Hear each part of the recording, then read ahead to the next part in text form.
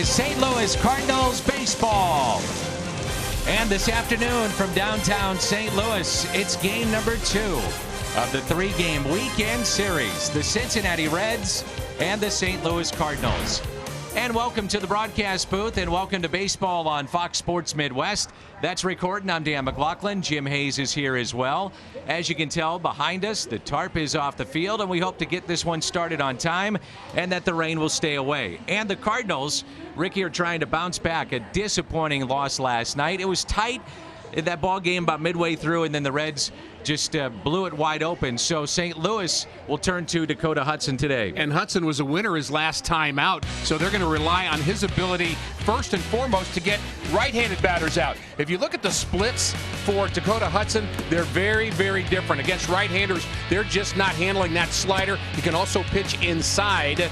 But when it comes to the left-handers, they're hitting over 400 against him. And there will be 5 Cincinnati Reds left-handed bats in the lineup today. That'll be key for Dakota. So the lefties batting .422 and a very high OPS. We turn now to our Toyota keys to the game. Several things I think about with Dakota Hudson. First is get quick outs with the sinker. He has a power sinker. He throws 93 plus, and he also has to handle those lefties, as we mentioned, and he'll do that with his off-speed pitch. And maybe most importantly, attack the zone. Be confident and have a very strong presence on the mound. That's a look at your Toyota key to the game. On the mound last night, Jed Jerko picked up a strikeout. One of the bright spots. Studio Cincinnati Reds. The long ball. Saw plenty of those last night from the Redlegs. How about game number 2? Baseball coming up. Baseball is brought to you by Budweiser.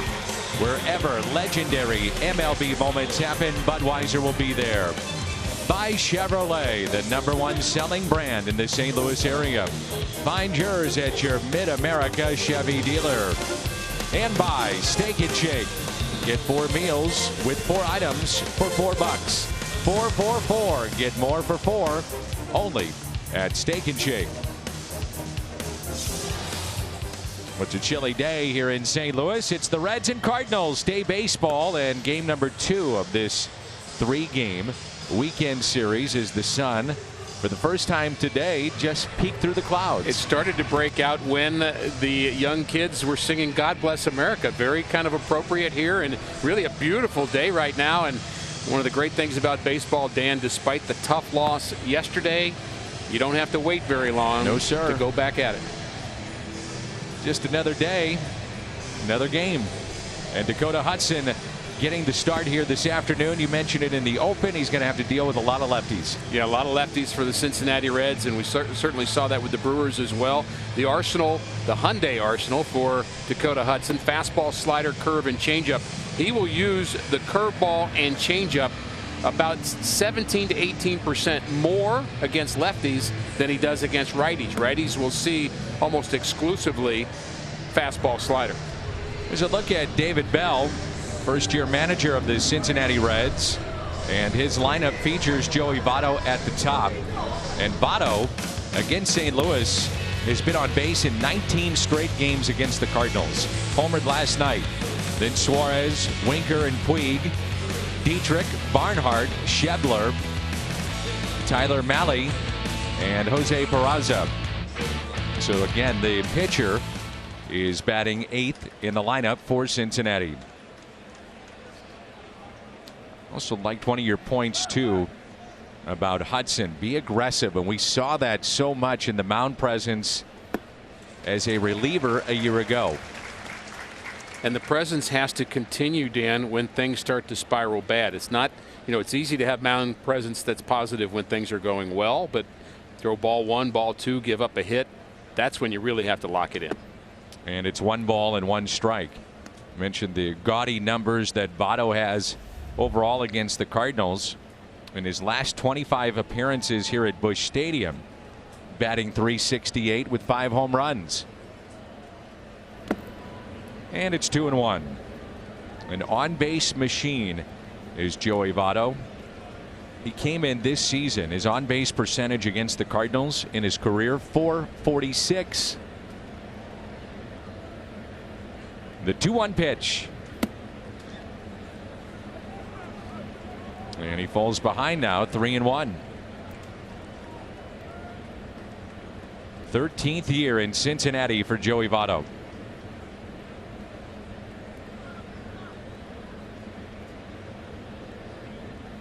And a base hit into right.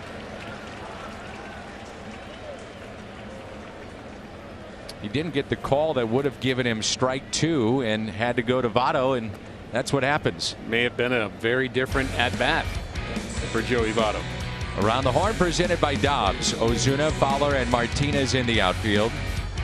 Carpenter, DeYoung, Wong, and Goldschmidt on the infield. Molina behind the plate. And he was having words with the crew chief, Ted Barrett, about the non-strike call.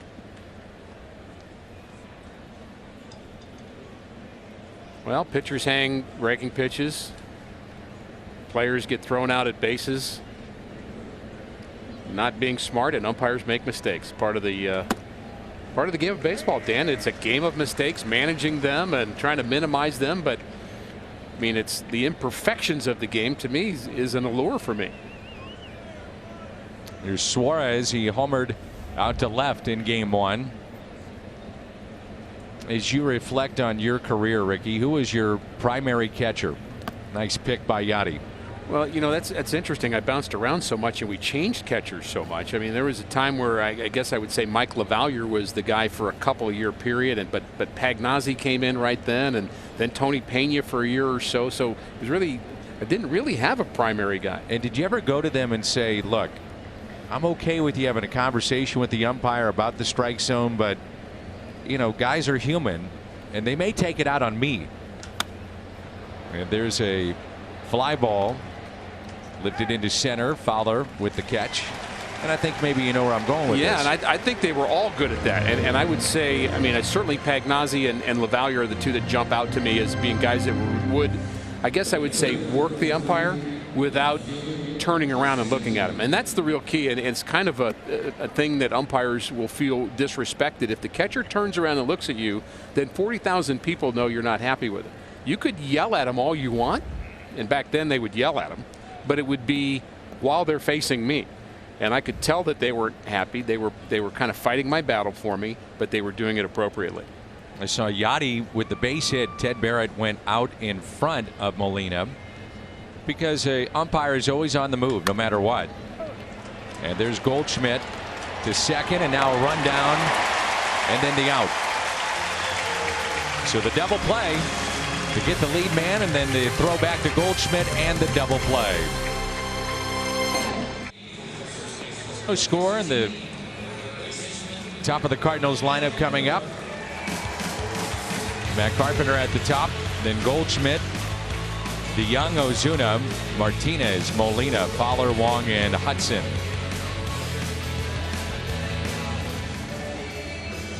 Tyler Mahle making start number 5. 0-2, but he's pitched well. He's part of a very good Reds rotation that has really maybe outkicked their coverage a little bit. They've been much better than expected, and a 3-pitch pitcher. Fastball, curveball, and changeup. And the key for Mahle, he does throw a lot of strikes, but if he's not going to throw strikes, it's with his off-speed pitches. So the Cardinals will need to make sure they don't chase the curveball, don't chase the changeup. Those two pitches he throws for strikes just 50% of the time. And Carpenter on the first pitch. Looked to be a tricky hop there for Votto, potentially.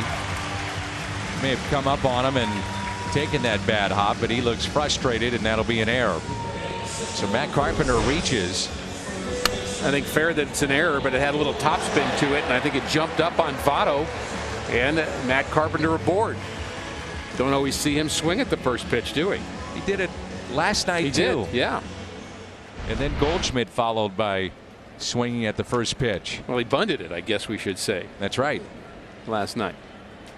Mike Schilt liked that, too, talking with him in his office today down near the clubhouse, and he said, I'd like to see what Dexter did and Matt find ways to get on. We've got two of the first basemen, the best in the business, really, in the National League. Votto leads all active first basemen, 427, the on-base percentage, and second is Goldschmidt, shade below 400 at 399. And both those guys were involved in a little bit of a nuance with that double play in the top half of the inning. Both Goldschmidt, who was playing first base, and Votto, who was the base runner. And just maybe an interesting little teaching point about the game that we'll show you on that double play, which was nice for Dakota Hudson to get 2 outs with 1 pitch. And the check on Carpenter. And here's the double play. So Votto's not sure whether Goldschmidt's kicking the bag or not, so he's going to try to get into a rundown, because if he did kick the bag, it's no longer a force and he can come back to the bag. But one other piece of that, once Votto is forced out at second base, he's got to get out of the way. And if he's in the way and obstructs the throw in any way, it's an automatic double play. And we had a nice visit from Chris Welch in between innings, who does the color analysis for the Cincinnati Reds, and he has a website that deals with several unique calls. And Chris has been a longtime friend of ours, and it's a terrific website if you want to get into the in-depth baseball umpire calls that you might not normally see. And that website is Baseball Rules Academy. And it's 2-2. There's so many little nuances to the game. Extremely deep here for Goldschmidt, trying to make it a 13-game hitting streak. And the 2-2 pitch. Fouled back. When the streak began, Paul was hitting 180, and now his average at 283. And in terms of just reaching base, he has reached base safely in 23 of his first 25 games as a Cardinal. Mixed in 9 home runs.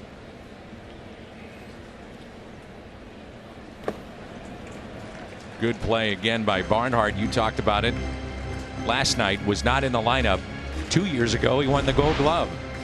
So he gave Yachty a year off. Yachty's won 9 of them. That's got to be pretty heady stuff for Tucker Barnhart, realizing that he won a Gold Glove during Yachty or Molina's great reign. Yeah. And you have to be exceptional, because many would just give Yachty the nod anyway. Runner goes, and a strike him out, throw him out, double play. No slide by Carpenter, and a double play. And right on cue, Barnhart with a strike to second base. The defense presented by Dobbs. Winker, Schebler, and Puig in the outfield. Along the infield, Suarez. Peraza today is at short. Derek Dietrich, left-handed bat. They want him in the lineup. He's at second. Votto at first, and Barnhart behind the plate. And we mentioned it yesterday. It's just a good time to be playing the Reds with no Scooter Gennett. It is a different lineup without him.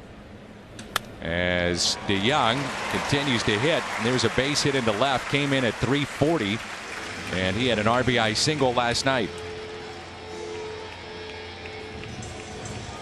Well, the Reds' attack on Miles Michaelis yesterday was swing at the first pitch. That's what Paul DeYoung does. It's just trying to get strike one pitch from Tyler Mahle, and DeYoung was looking for it. And here's Ozuna. Well, 1 point last night, the Cardinals had the tying run at the plate. Ozuna up, and that was it. The threat was over.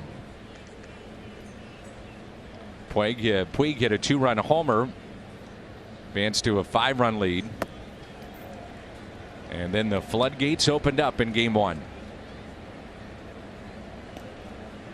We'll visit with Tommy Herr coming up in our telecast. Former teammate of yours and one of the favorite players of the 1980s. 1 ball and 1 strike. 82 World Series champ, 85 and 87. National League champion. And such a smart player, too. Really ahead of his time and his age as a player. He was really like a player coach in many ways. And the 1-1, backhanded by Peraza, and a force play at second base. Cardinals get the single by DeYoung. Nothing to show for it. 1. There's a look at Jed Jerko, and we check in with Jim. Dan, if there's a bright spot from last night's 12-1 loss, it had to be Jed Jerko pitching in the 9th inning. Jed faced one batter. That batter was Phillip Ervin, and Jed got him looking, struck him out swinging. Jed says it was a changeup. Jed also made sure he got the ball from Yachty. As Jed explained it, you get your first hit ball, your first home run ball. It made sense to get my first strikeout ball. Jed told me he did enjoy getting his first career K, but he also says it's never good when I'm in a game pitching. Fun to watch, though, Dan, as Jed got the one guy swinging and took home the ball as a souvenir. I like it. And why not? And Puig is jammed, and Hudson underhands over to first. He had good separation between his fastball, which was 76 to 78, and the changeup 68. That's the right separation, about 8 to 10 miles an hour. So there's a guy that knows what he's doing. And Jed has had as many pitching appearances this year as he had starts. He's been coming off the bench a lot. But the outfield, and he actually went to Mike Schilt at one point and said, if you want me to play some outfield, I can do it. And the infield, where are you going to put him right now? There will be a time during the season that Mike Schilt will have a hard time keeping Jed Jerko out of the lineup. He is a streaky hitter, and he can flat out hit. And I'm not saying all the time. Everybody has their ups and downs, but when he's hot, I mean, the ball seems like a beach ball to him. Very athletic guy to have off your bench, has certainly the power potential and the versatility you're talking about, Danny. There will be a time, I don't know when it'll be, but there will be a time where he will be in there every day for a bit. 2 balls and 1 strike on the former Marlin, Derek Dietrich. Only 12 starts this year, but yet 3rd on the Reds in home runs and 2nd in runs batted in.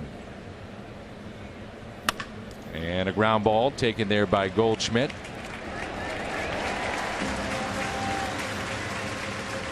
So 2 outs here in the top of the first. Play ball is MLB's initiative to inspire all forms of baseball and softball participation, making play opportunities available and fun for everyone.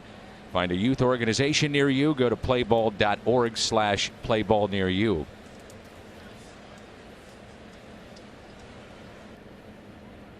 Here's Tucker Barnhart, a switch hitter.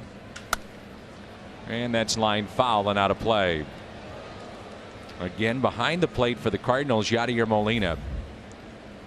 Another milestone. He passes Benito Santiago into 7th place in the all-time Major League standings. Career games started at catcher. And this is 1,797 career starts. Santiago's son, by the way, Benito, a catcher in the Cardinals organization. And he was a 34th round pick in 2018 out of the University of Tennessee. Next up, A.J. Pierzynski. And number 1 on that list, also from Puerto Rico, Pudge Rodriguez. He's at 2,346. And the 1-2. And a ground ball. Wong coming in, gets it on the dirt. Throws off balance. 3 ground ball outs. And that's a good thing when you talk about Dakota Hudson. And the Reds here at Busch. Down the street, the Blues and the Dallas Stars. Game 2, our post-game show following the action.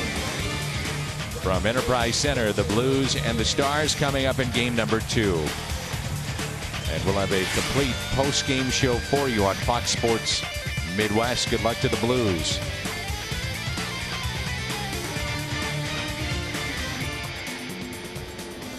What do you think? They go up 2-0? Oh, yeah. Boy, have they been fun to watch. Here's Jose Martinez. And the first pitch is strike. Jose batting .328, 1 home run. That was here. And he's driven in 11. So again, Bader is on the bench. And Tyler O'Neill. Here's an 0-1 pitch now to the Cardinal right fielder.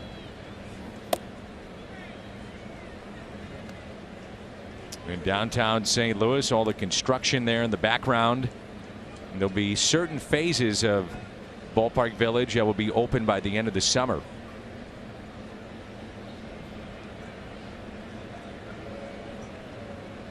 Here's a 1-1 pitch.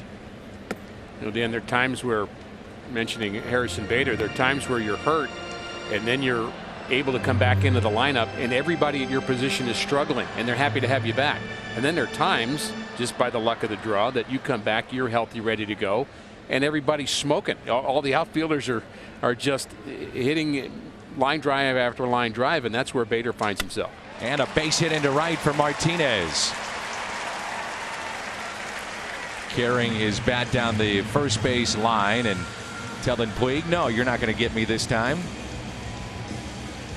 He plays with a little flair and a little fun.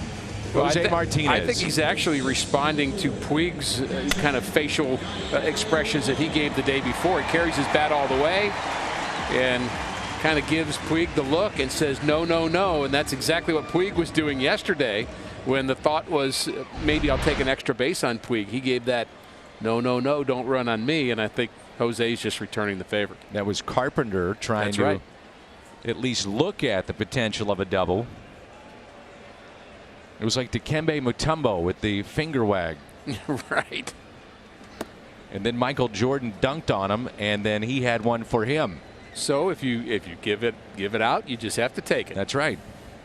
You and I know that, working together for all these years. Oh, do we? The Cardinals lead the National League in average when leading off an inning. That's not to be overlooked. That puts a lot of pressure on a pitcher and a defense. Gets him in the stretch. Gets them thinking about. It also changes what they can do defensively. Think about the shift problems that you have with runners on base. You want to keep double plays in order, certainly with Molina at the plate, so you're basically going to just play straight up. And Martinez at first was at the 467 average leading off an inning. 13-game hitting streak for Yadier Molina. Was hitting 175 before the streak began, and now his average up to 266.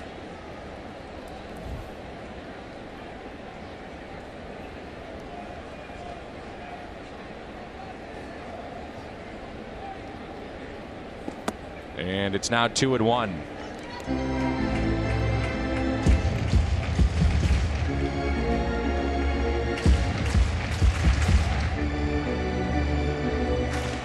Room on that right side of the infield.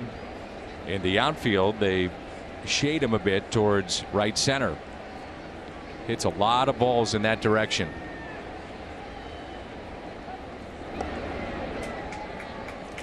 We saw that the Cardinals gave up 5 home runs last night, and home runs are up at this ballpark. Since 1920, only one team in either league had allowed 50 or more before May. The '96 Tigers. And this year, the Orioles and the Cardinals have done it. And a few games left. The Brewers have allowed 46, Angels 43. And I was talking to Mike Schilt about that today.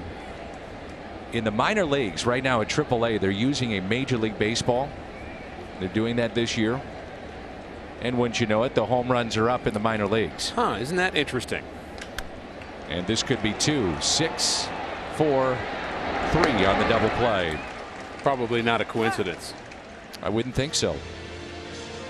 But we were just talking about how hard the baseball is right now at the major league level. You pick up a ball.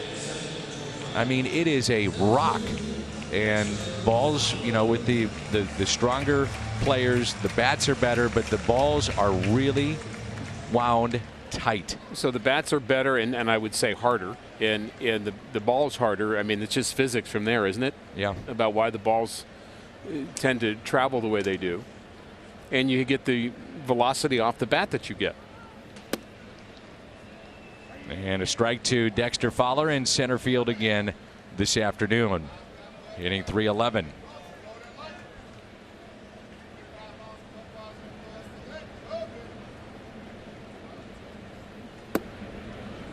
Nothing in 2.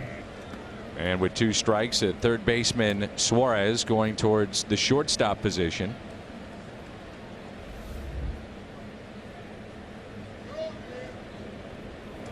You know, Dan, with increased strength of players, increased technology, including the harder baseballs, there may be a time where baseball outgrows their current dimensions of a field. I'm talking about the outfield, not the infield. I wouldn't change that. Although pitchers might like being a little further away. The Atlantic League will do that this year and move the pitcher's mound back a little bit, the rubber. I don't know if I like that at all. I don't like it, but I mean, you understand with 110 off the bat and pitchers throwing 98 to 100 and the ball being harder, just how vulnerable pitchers are. And a fly ball slicing near the stands and out of play. Of course, we have the example of Ponce de Leon, but there have been several others. And, you know, I think there's as many injuries that way as there are pitchers hitting batters, but yet we focus on that all the time. Oh, he pitched inside. Oh, no, he's going to hurt the guy. Well, he's looking for it. He's aware that you're pitching. A pitcher is surprised often when the ball's hit off the bat. You might not see it that well. You're not braced for it, and you've got no time to react. The 2-2 pitch to Dexter Fowler.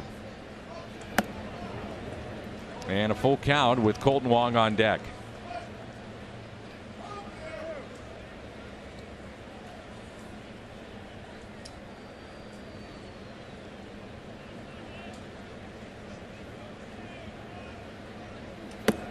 Inside, and another walk for Fowler.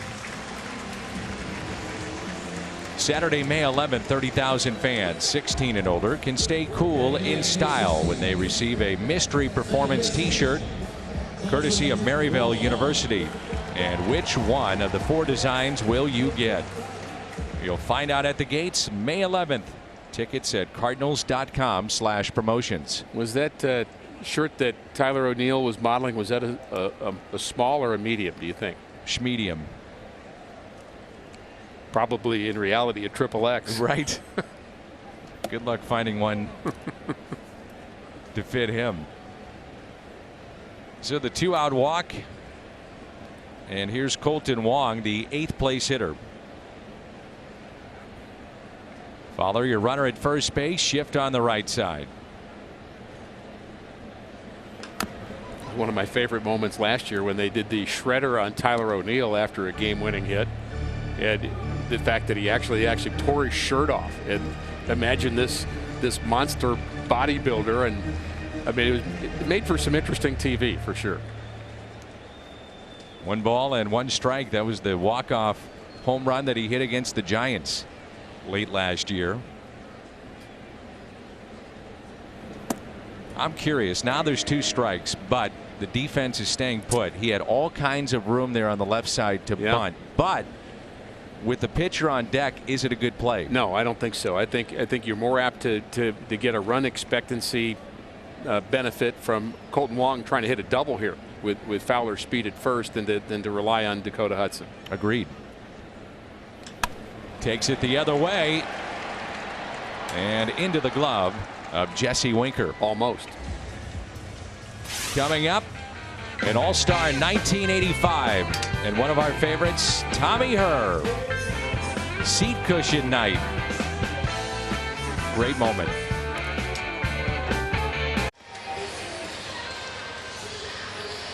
Reminder that if you can't watch your games on television, you can stream them live. The Fox Sports Go app. Take us with you. It's presented by T-Mobile. Along with Rick Horton, I'm Dan McLaughlin. And really a pleasure to visit with this guy, Tommy Herr. 1985, he drove in 110. And we were looking up some of the numbers here. Those are the career stats, 10 years with the Cardinals. In 1985, you drove in 110 with 83 of those. You brought in Willie McGee and Vince Coleman. So a little speed helped out, didn't it, Tommy? Well, it sure did. And, you know, both of those guys had great years, too. So that, you know, that was one of those special years where our whole lineup just seemed to, you know, click together the whole year. Jack had a great year. Terry Pendleton had a good year. Andy Van Slyke was coming into his own and was a real force. Of course, Ozzie was turning himself into a really good offensive player at that time. And I mean, up and down the lineup, we could score runs, but particularly at the top, you know, Vince and Willie really set the table for me. It's great to have you here back in St. Louis. Where are you living now, and what keeps you busy? I'm living now where I've always lived. I'm a Lancaster, Pennsylvania boy. Yep. And, Kim and I decided to settle there. We would always go back there for the off seasons during my career, and both her family and my family's from that area, so it just seemed like a natural place to be for us. You're talking about the speed back with Vince and Ozzie and Willie, but you were pretty fast in the minor leagues and had some knee issues. You think you would have been a 50 to 70 stolen base guy? I don't know. I mean, my best year I think was 35, and when I came up through the minor leagues, I was a leadoff hitter. So, part of my job was to steal a lot of bases. And I did, I had a 50-plus year in the minor leagues. So if my role would have stayed the same in the big leagues, I would have tried to go for those kind of numbers. But hitting third in the lineup most of my career in front of Jack, there were a lot of times when, I didn't want to steal. I didn't want to open the base up so they could pitch around him. So, I think that held the numbers down a little bit, but as you know, with Whitey and his philosophy, he wanted us running whenever we could, and just about everybody had the green light in the lineup. So, I would pick my spots and go when I felt it was going to help the team out. Whitey also wanted everybody to catch the ball, and you were terrific at that, Tommy. And think about that whole defensive infield and really the outfield too. It was a premier defensive team. Well, it was. What they say about speed is that, it's the only element of the game that can help you both offensively and defensively. And, our outfield, if you put them in track suits and gave them batons, they would have been maybe formidable to beat by even Olympic caliber sprinters. I mean, Vince, he was a world-class runner, and Willie was probably just as fast, just didn't look as good as Vince when he was running. Right. And Andy was very fast. And, of course, Ozzie and I could run, and Terry Pendleton could run even with that body that he had. So, we were a good defensive team, and obviously playing in the big ballpark, the old Busch Stadium. The outfielders would run stuff down, and we had a good pitching staff that threw strikes, and we were able to keep the ball in play and make defensive plays, and that turned into wins. Whitey always talks about it. He's said maybe the aspect of his career he's most proud of is the fact that fans came back to the ballpark, and you were a part of that resurgence here in St. Louis. 10 years with the Cardinals, and Tommy, I'm curious what comes to mind when you think about your time here in St. Louis. What stands out? Well, number one, the winning. There's no substitute for winning baseball, and it makes coming to the ballpark fun every day. And I think the fans really enjoyed our style of play. It was exciting. We didn't sit back and swing and miss and wait for home runs. There was always something going on. There was guys running around the bases. You had Ozzie doing bat flips on the way out to his position, and there was just a general excitement around the ballpark at that time. And of course, having the success that we did, winning our winning the National League pennant and getting into 3 World Series was really something that the fans got behind, obviously, and the crowds got bigger and kind of snowballed into what you see here today. It's like this, every game. It's unbelievable. Tommy, one thing I've always wanted to ask you, of course, as teammates, we spent a lot of time together, but one of my great memories of those days, and I talk about it a lot, is how you would hold court after games. We'd sit at infield drawn in and a base hit by Peraza, and that makes it 1-0.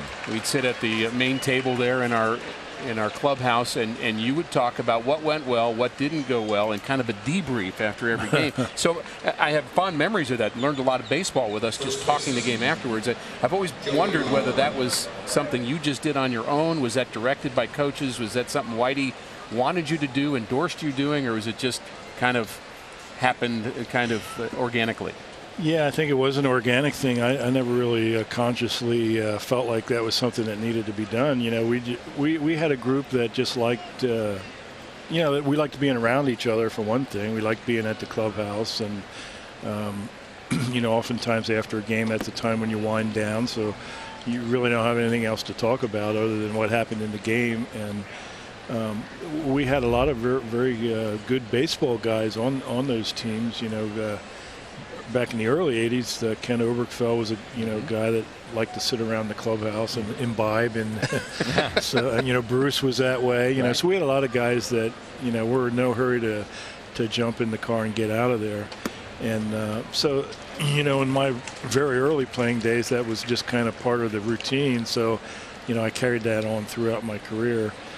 Kim wasn't real happy about that this time. She had to wait in the wives' room for us, didn't they? She wanted me to get out of there. But, when you look, I'm curious, when you look at 82, 85, 87, you mentioned Obergefell, and 82 had one of the great infields really in Cardinals history and baseball history, and Hernandez and yourself, Ozzie, Obergefell.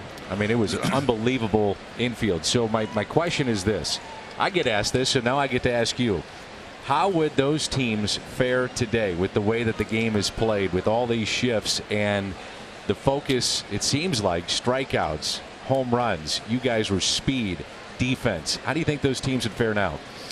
I think we would fare very well.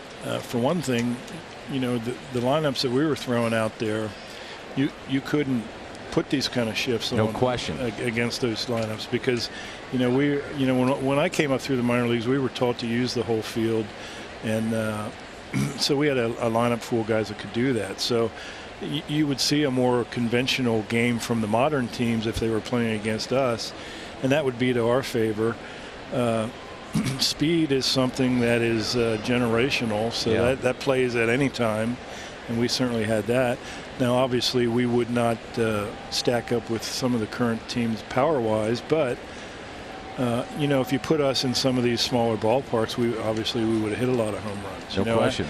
I only hit 28 home runs my whole career, but there were a few years where I would have had probably 15 to 18 home runs playing in like the stadium they have in Philadelphia now, or Camden Yards, or some of these ballparks are really hitter friendly. So balls that I hit in the gap over at Old Bush Stadium would have been home runs in some other ballparks. Sure. Tommy, did you see this change happening when you were managing an independent ball? You did that for several years in Lancaster, where you live. Did you see this change from kind of the guys that could hit the ball the other way to the people thinking about launch angle and power? Did you see that happening then?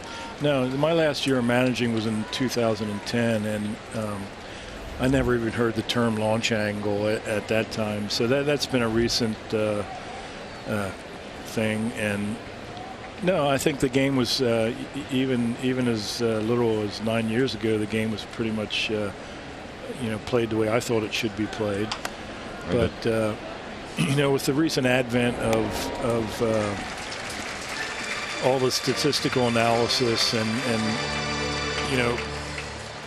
the guys who run all the numbers have come up with the theory, whether we agree with it or not, that it's better to hit a home run and strike out the rest of your at bats. That helps your team more than maybe going 2 for 4 with a couple singles. And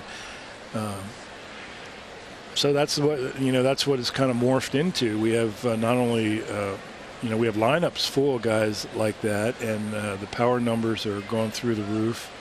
The strikeout numbers are really going crazy, but a lot of that has to do with the velocity in today's game as well. But I really think that I think it's the pendulum has swung so far in that direction now. I think at some point it's going to come back, and it's going to end up somewhere in the middle where. I mean, you look at the Red Sox last year, they were the team that won it all, and they were the best team as far as working counts, not striking out as much as the other teams, putting the ball in play.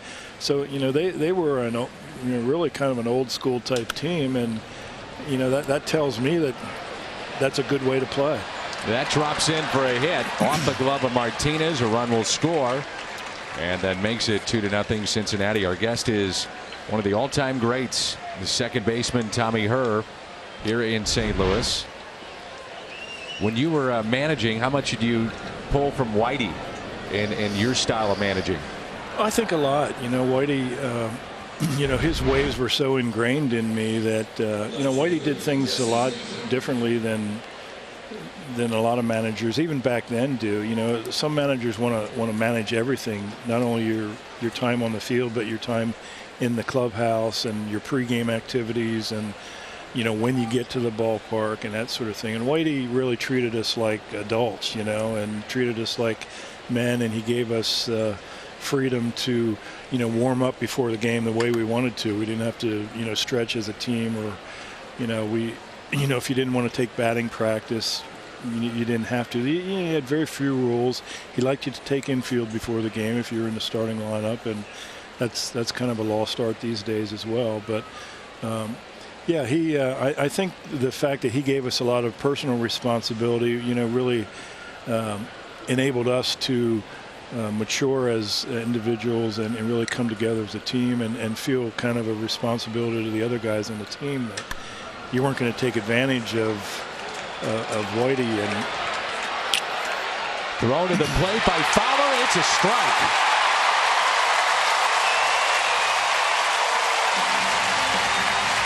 Dexter Fowler with the outfield assist.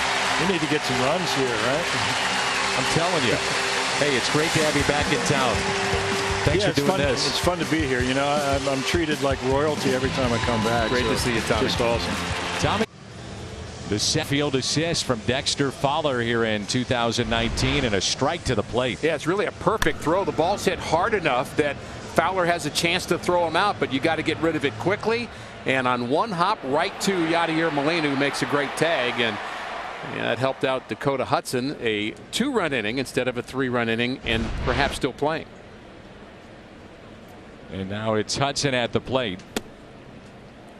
I know he's your former teammate and a great friend, but awesome to have Tommy Herr here in the booth. Can you tell why we admired him so much as a teammate? I mean, a lot of thoughtful answers, very, very bright, just in general, but in particular about the game of baseball. That's off the plate and one away. Tommy, not a real chatty guy necessarily, but after the game when we would have those conversations, everybody was listening to what Tommy Herr and what Bruce Sutter and what Bob Forsch would have to say. Tommy back in the 80s was such a solid player. And as you look at the wins above replacement, that's interesting there in the 1985 season. And by the way, Tom Herr was 5th in the MVP ballot that year of 1985, but a fan favorite. I mean, people appreciated the way he played here. Hit 300, ran the bases well, very heady player. And you think about the number of pitches he had to take, a lot like Ted Sizemore did years before him with Lou Brock. Yeah. You got to take a lot of pitches to make sure that the guys have a chance to steal in front of you. And yet he was patient enough to still hit 302 that year. 10-year career, which may surprise some people here in St. Louis for the longevity that he had. And I think we need to look at him as a potential Cardinal Hall of Famer. I would agree. That's why I brought it up.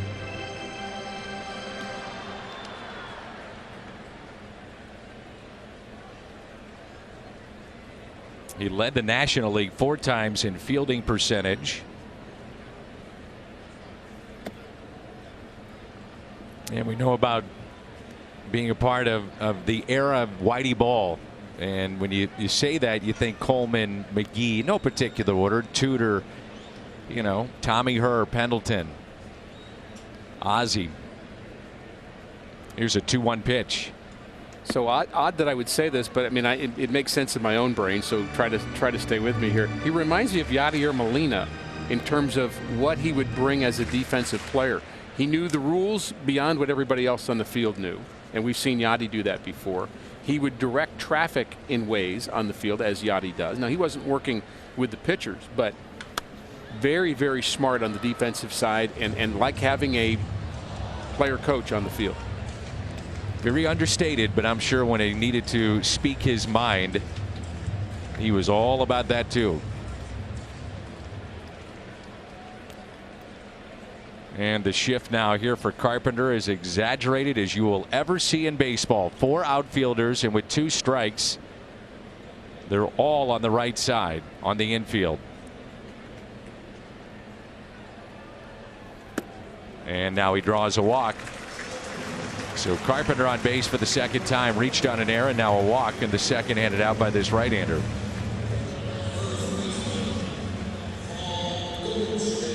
And with Paul Goldschmidt coming up, a look at our Kubota power stats.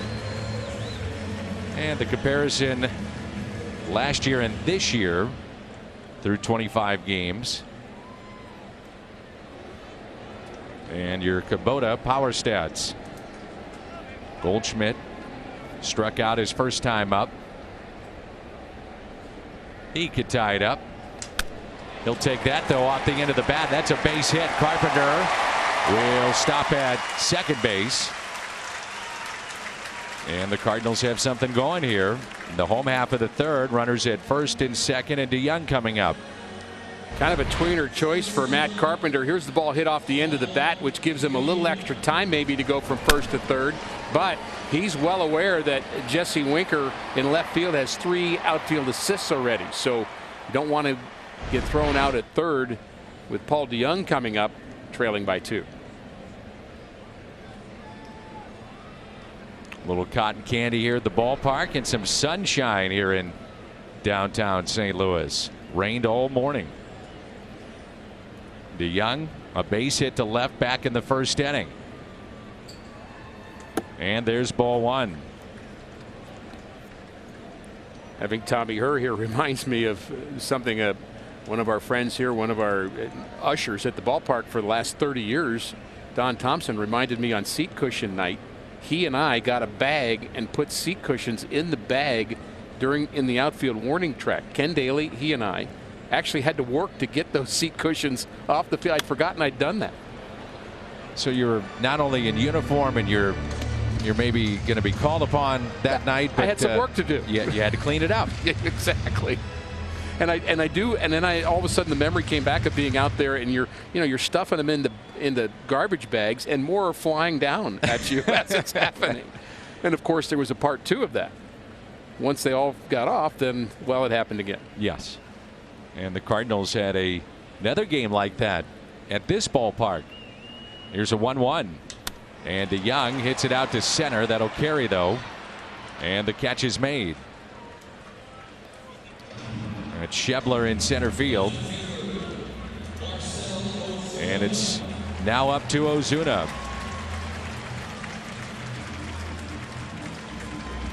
I really mean that, though. I mean, Tommy was a huge part of the resurgence of the love of baseball again in this town. And it was the style of play and the characters on the team. And Whitey Herzog leading the way. The reporters would go to Tom Herr pretty much every night, whether he was involved in the game or not, just to get his thoughts about what happened. So runners at first and second. Here's Ozuna, grounded into a fielder's choice first time up. Ozuna starting to fall into that habit of opening up a little bit too much. He's become a little more vulnerable to that pitch down and away. When he's at his best, Dan, he can hit the ball the other way and pull one inside if they make a mistake in. Or do that. Left center. At the wall. Goodbye. He opened up on that baby. A 3-run shot. Marcell Ozuna.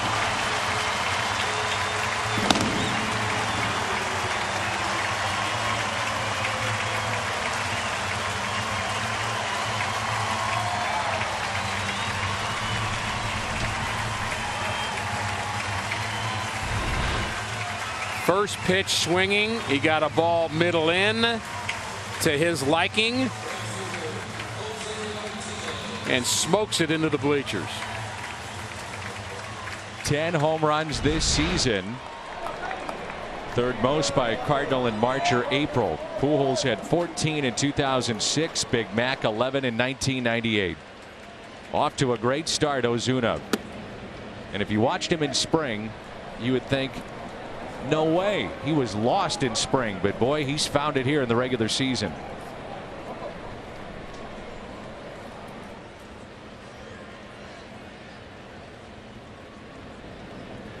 And the Cardinals have their first lead. And a ground ball hit by Martinez to short. Ozuna's 7th home run this season with runners on base.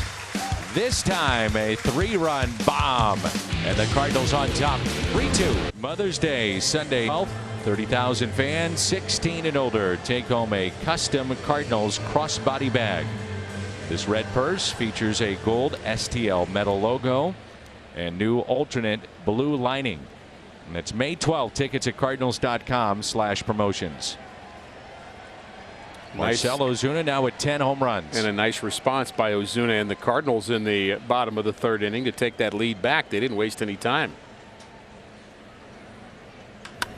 And a line drive that'll carry to right. And the catch made by Martinez off the bat of Puig.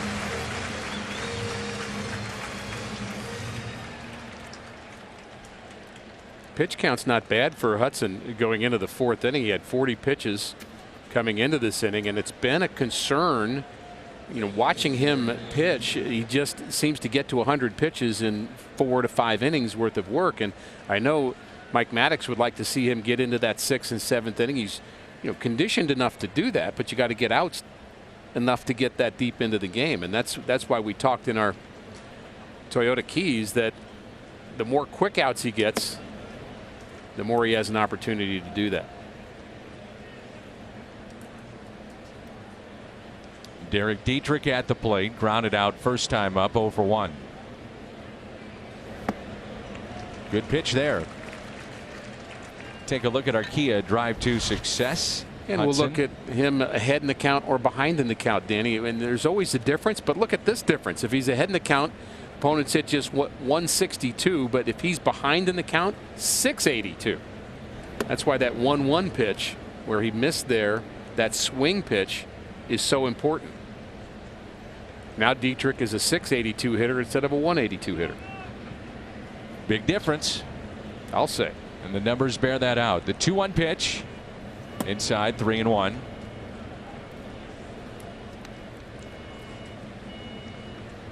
Thought his curveball today has been at times a better pitch, sharper. Well, and that's what he needs against left-handers, especially. 3-2. By the way, I think the teams of the 80s would fare just fine with the modern day of baseball and the way it's played. It'd be a slight contrast in styles, but you get between the lines and it's baseball. Some of the velocity differences probably not as pronounced as everyone thinks. And of course, pitchers that pitch then love to bring up the fact that there's different guns that are being used as to whether or not it's taking it out of the hand of the pitcher versus along the way to the plate. So then you would have been 95 miles an hour. No, I'd have been 85. Okay. Up from 82. And there's a base hit into right. Martinez playing so deep, so the Reds are conditioned on those base hits to right. Make the hard turn around first base. Did have a little visit with Jordan Hicks today, and part of the visit I said, frankly, it just makes me a little mad that you're striking out people with a 90-mile-an-hour changeup. Incredible. Did he laugh? Oh yeah. Oh, he knows what kind of talent he has. And there's another hit for a left-hander. Talking with Jordan today too in the clubhouse about being a diabetic, and he said I mentioned this on the game the other day, and I made sure beforehand. I said, "Are you okay if I talk about this?" And he said, "Absolutely." And he was telling me he's gotten a lot of response from parents out there on social media, and even some kids reaching out to him. He's inspirational for a lot of people.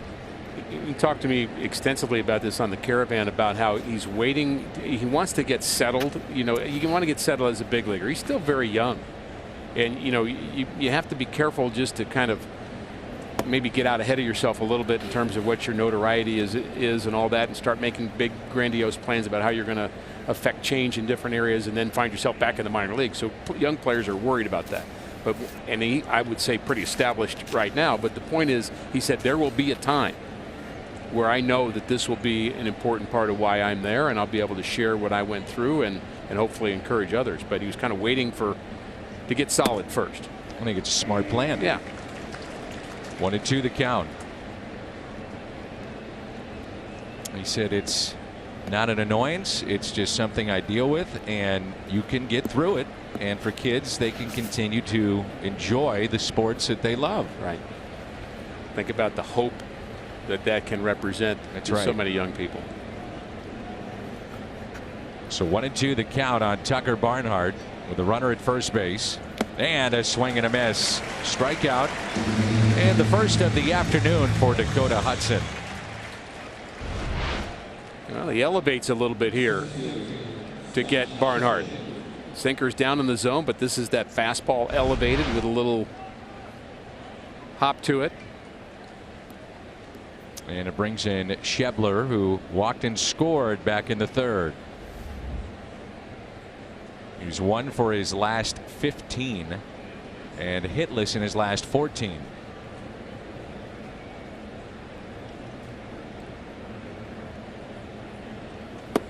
And a lot of strikeouts in that span. Average came in at 138 and 8 strikeouts in the last 15 plate appearances for Schebler.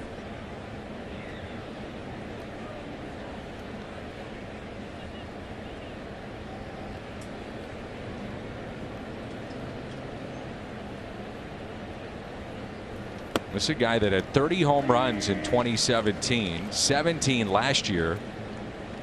He had shoulder issues, played in just 107 games.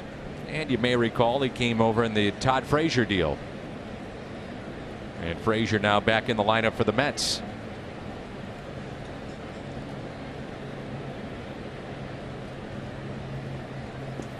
And he was robbed last night by who else? Lorenzo Cain. With an unbelievable catch at Citi Field last night. Yep, you guessed it, scaled the wall and took a home run away. Well, if he keeps doing it, can we really keep calling it unbelievable? Good point. Should be calling him Gold Glover. Terrific player. 2-1 pitch. Soft ground ball. Goldschmidt flips to Hudson for the out. So no damage done, and the Cardinals enjoy a 1-run lead. Jeff Albert there on the left, Paul Goldschmidt on the right. With more on the new hitting coach here in St. Louis, we check in with Jim. Yeah, we had a chance to talk with Jeff on the pregame show. He's in his first year as a Cards hitting coach, and although fans know the name, they're probably not familiar with his background. Albert played college baseball at Butler, then played independent league baseball before joining the Cardinals organization as a minor league hitting instructor. He has a degree in kinesiology from Louisiana Tech, which is a study of body movement. He was also big into using video as a coaching tool well before it was standard. He put his hitting philosophy this way. Something like launch angle is just a measurement. You can hit the ball in the air too much. You can hit it on the ground too much.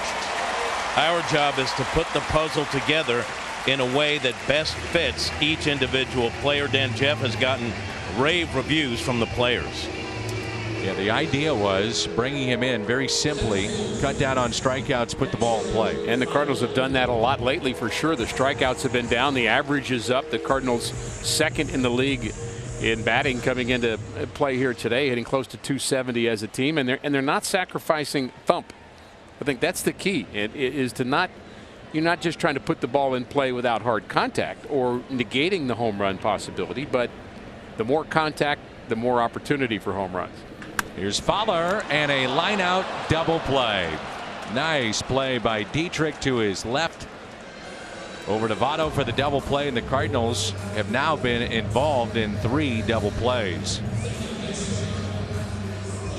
No chance for Yachty there. That ball's hit so hard and so quickly. He's thinking base hit. I don't think he would have had a chance to get back anyway. A nice play, as you mentioned, by Dietrich. That's just, boy, just do or die for Yachty. And it brings in Colton Wong. I asked Mike Schilt about Jeff Albert and their relationship prior to this year, and he said, oh yeah, we knew each other quite well from Jeff's time in the minor league system as a coach. And he said at that point Jeff's role was basically to go put the ball on the tee and flip balls during drills, pick up the bats. And he said, but the funny thing was he was smarter than all of us and probably should have been the hitting coach. And then John Mozeliak was saying this past week that one of the things that attracted the Cardinals to Albert and vice versa, but from the Cardinals' perspective, he was in Houston and saw with any team that he was involved with, the strikeouts would come down and the ball was in play, and that's what they wanted. And again, Houston, a good example. They didn't sacrifice offense doing that. Not that they weren't driving in runs, scoring runs. That offense is tremendous. So that's the task here. And so far, so good. Full count on Wong with Dakota Hudson on deck. Wong lined out first time up. I think they share that in common. Both Mike Schilt and Jeff Albert both kind of paid their dues. Big time. You start out with the small roles and you just impress somebody with what you know, and you get more and more responsibility. Just the second strikeout for the Cardinals today. Take a look at this baseball history for the Cardinals, presented by the Lou Fuse Automotive Group, and find out more at fuse.com. Fernando Vina, game-winning single in the 20th inning. We played 20 innings that day, and that's presented by Lou Fuse. 622 pitches. 7 Cardinal pitchers. That was Steve Klein to get the final out. Vina, by the way, was 0 for 9 until that base hit. My 2 memories of that particular game. Were you on the post game? Yes. My first memory is the post game, I'm not kidding, was 5 minutes long. Because the game was so long, we just did a couple commercials, said, yep, that was a nice game. Danny had a great call. Good night. Good night. That was it. That's one thing I remember. The second thing I remember is and I think it was that game where it rained some. Oh, yeah. Okay, so it's late in the game and you were doing play-by-play and you just said very clearly, and now it starts to rain. And I just found that very funny. I wasn't happy. Hudson hops off the mound for the out. And because the game took so long, by law, the crew that was supposed to bring us back home had to leave the plane. So there was no pilot, co-pilot, and the crew. And so they had to get a fresh batch of folks to come in and do that. So we sat on the tarmac for a while. And Tom Meade found a new buddy. Did he? Oh, yeah. Tom, our director, had a friend that and they've become lifelong friends since that time. That was on the crew. Right. Line drive, and there's Fowler off the bat of Peraza. So there was a win, and Tommy, a new buddy for life. Well, there's always a way to make lemonade, isn't there? Absolutely. Those two were very close over the years, and still are. It brings in Joey Votto. 3-2 our score with 2 outs and nobody on.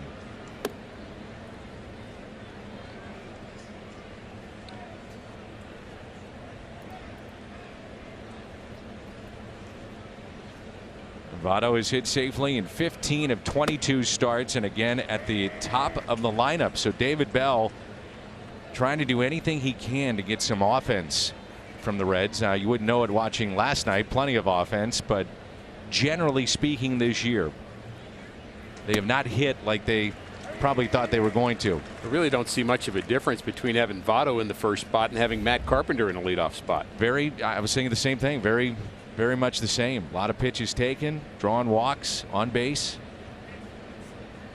Reds came in with a 208 team average. 8-pitch inning. Dakota Hudson, a souvenir thanks to Fowler.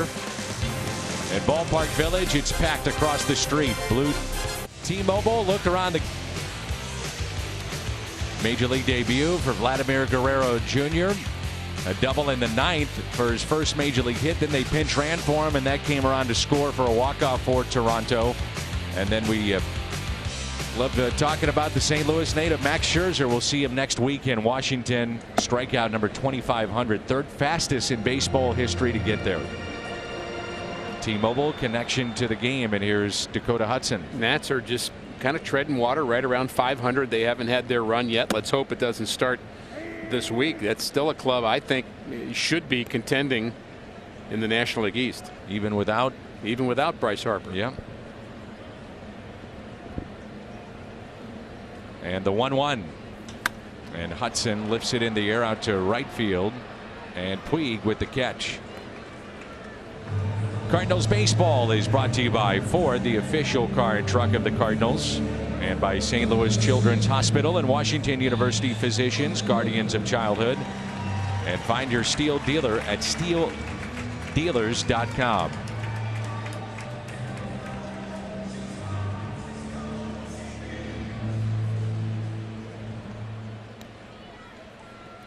And the top of the lineup in Matt Carpenter.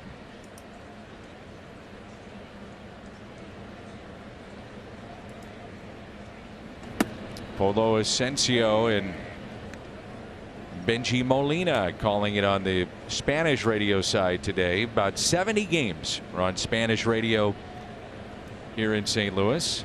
You get a look at the defense. The 4 outfielders.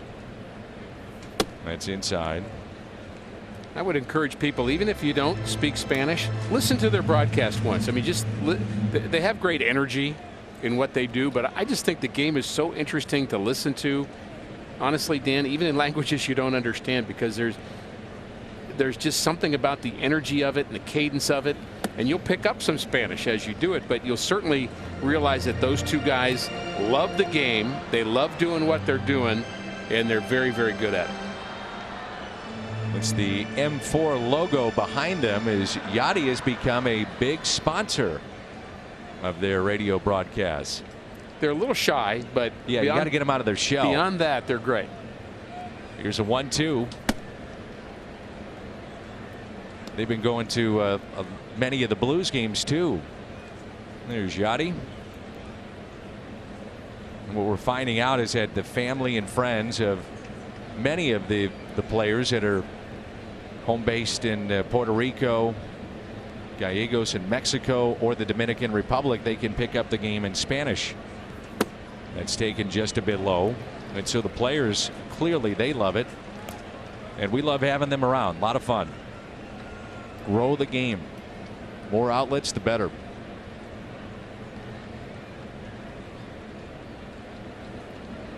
Three and two, the count on Carpenter. He's been on base twice, reached on an error and walked. And he lifts a fly ball out to right center. There's Schebler. Barely had to move for the out. And now a quick word from Great Southern Bank. Bought enough food for the entire section? We understand. Great Southern Bank.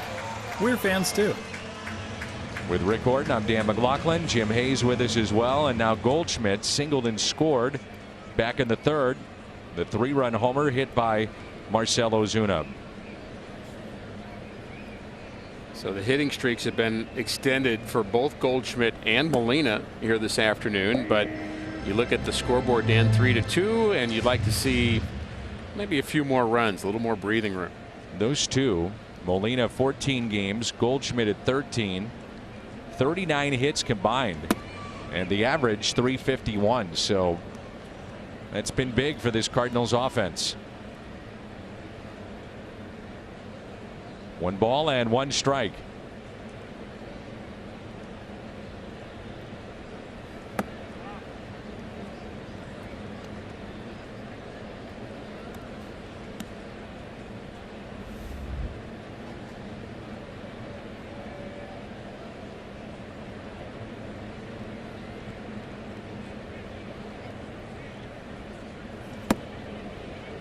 Two and two.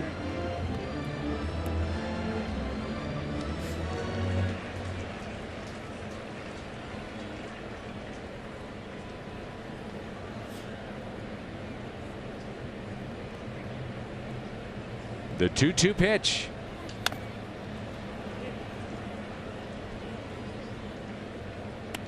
You're talking about Ozuna with that pitch.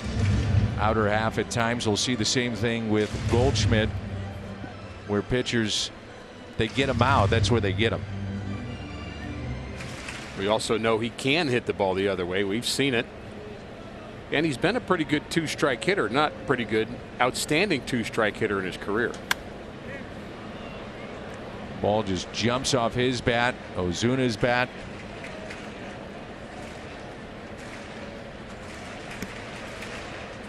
Starting to clear up here in downtown St. Louis, and the sun is out, and a packed house here at Busch.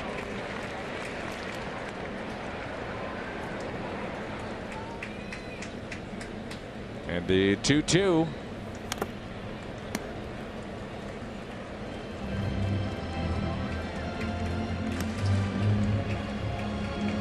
Dakota Hudson looking ahead to the top of the 6th. We'll have Suarez, Winker, and Puig coming up. And it's another 2-2 pitch. Doesn't chase. It's a steady diet of those pitches.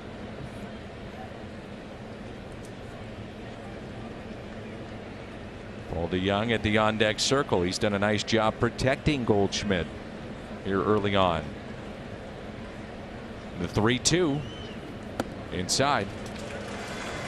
2-out walk. I've been impressed with both of our 24-year-old starting pitchers in this game, keeping the pitch count low, both Tyler Mahle and Dakota Hudson. But a 2-out walk has a chance to go the other direction here for Mahle if DeJong can keep this going. He's up over 70 pitches now. Still not bad. I mean, I would say good for 5 innings, but Hudson's been even better. That was a 9-pitch at bat there by Goldschmidt. So DeJong singled to left and fly to center. He had 49 home runs in his first 248 games.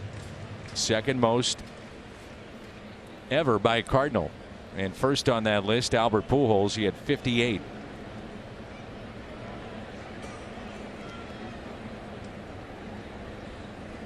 And that's also the second most ever in baseball history by a middle infielder. Number 1 on that list was Trevor Story. So that puts in perspective the kind of start that DeJong has had to his young career.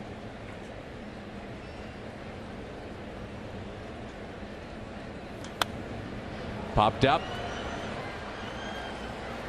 and that'll find the camera well. That's where the authenticators are located, so that baseball gets a sticker. And if you were getting engaged at that very moment, you might want to go to Cardinals Authentics and say, I need that baseball, because she said yes. I don't believe our authenticator even needed a middleman. I think that ball went right to him, right to his feet.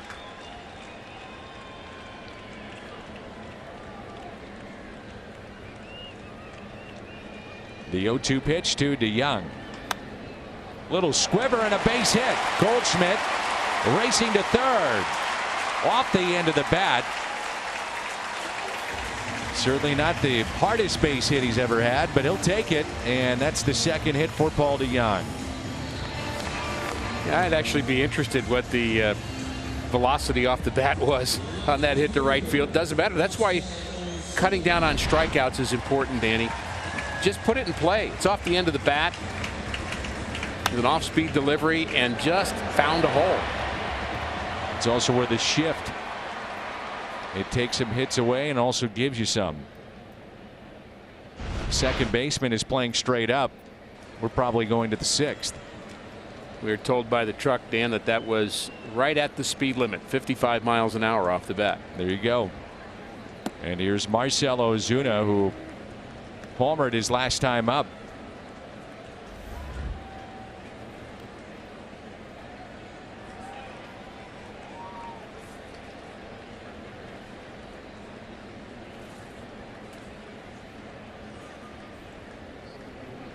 It was the third 3-run homer of the year for Ozuna, who now is homered in every inning this season, so he could strike at any time. Well, when he strikes, it's not 55 miles an hour off the bat of Ozuna on his home runs. It's up over 100.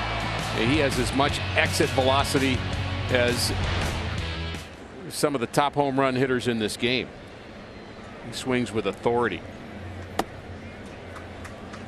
I think a question that many fans may be asking: do the Cardinals bring him back? He's a free agent to be.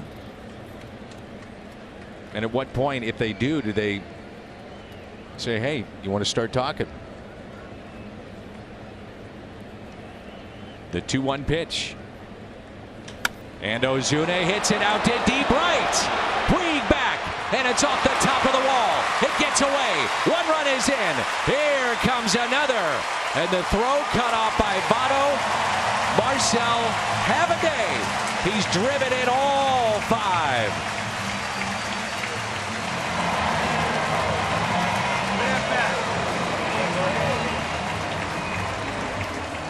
But Danny, we talked about Ozuna when he hits the ball the other way with authority. He's so dangerous. That pitch outer half, and he hit it that way. But he pounces on it, hits it off the top of the wall, almost home run number 2, maybe a foot away. And it eludes Puig. Both runs score. And Ozuna having himself a day. 4th time in his career that he's driven in 5 in a single game. And now it's Jose Martinez. Ozuna 2 for 2, 3-run homer, 2-run double, 5 driven in, and he's now driven in 26 this year. Martinez a base hit to right and a ground out to short. Cardinals today with runners in scoring position are 2 for 3.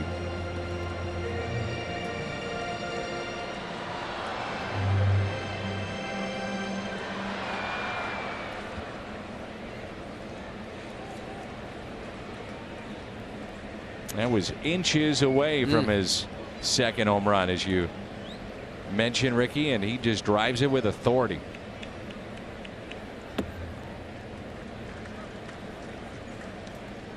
And then with the ball scooting away from Puig, took a hard shot off the wall, and he was back to maybe make the catch. That allows that second run to come in and score. 105 off the bat, and perhaps a dent in the wall down the right field line.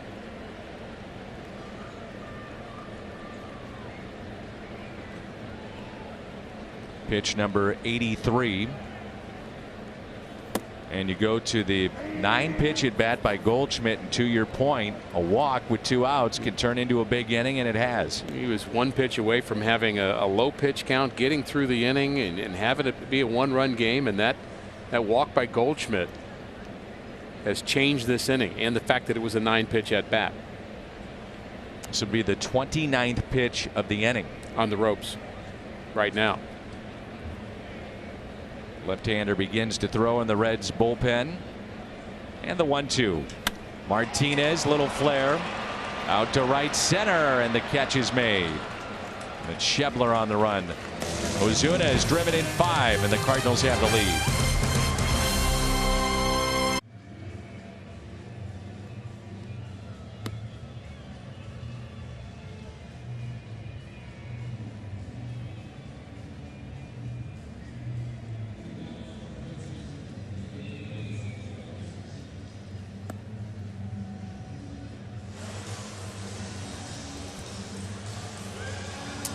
All right, Scotty, thank you. And a look at our BJC Healthcare Difference Maker. When Cardinals starters go 6 or more innings, they have a overall team record of 7-2. Starters don't go that far, just a 500 team. That's interesting stat for those that kind of like the short start for starters and want everything to turn into a bullpen game. As Mike Schilt likes to say, that's not really sustainable. We'd much rather have our guys get 6 or more. It doesn't mean complete games, but get past the 6th. It just sets up the bullpen much better. And a strike to Suarez underway here in the top of the 6th, and the Cardinals with a 5-2 lead. Ozuna is driven in all 5. Big happy birthday to Erlene Vowell, season ticket holder, husband Larry. Happy birthday, Erlene, and enjoying this one. 0-2 the count.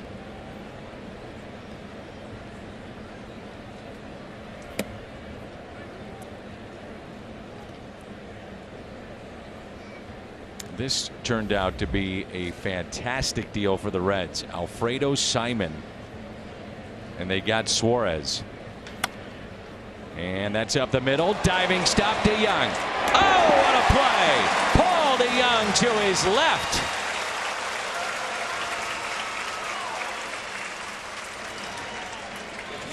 Adam Wainwright approves, and so does every Cardinal fan that watches this play. That's DeYoung laying out, bouncing up quickly, strong throw, taking a hit away from Suarez. Wow, that's on the end of his glove. That's an outstanding play by DeYoung. The range has gotten better and better and better with Paul DeYoung.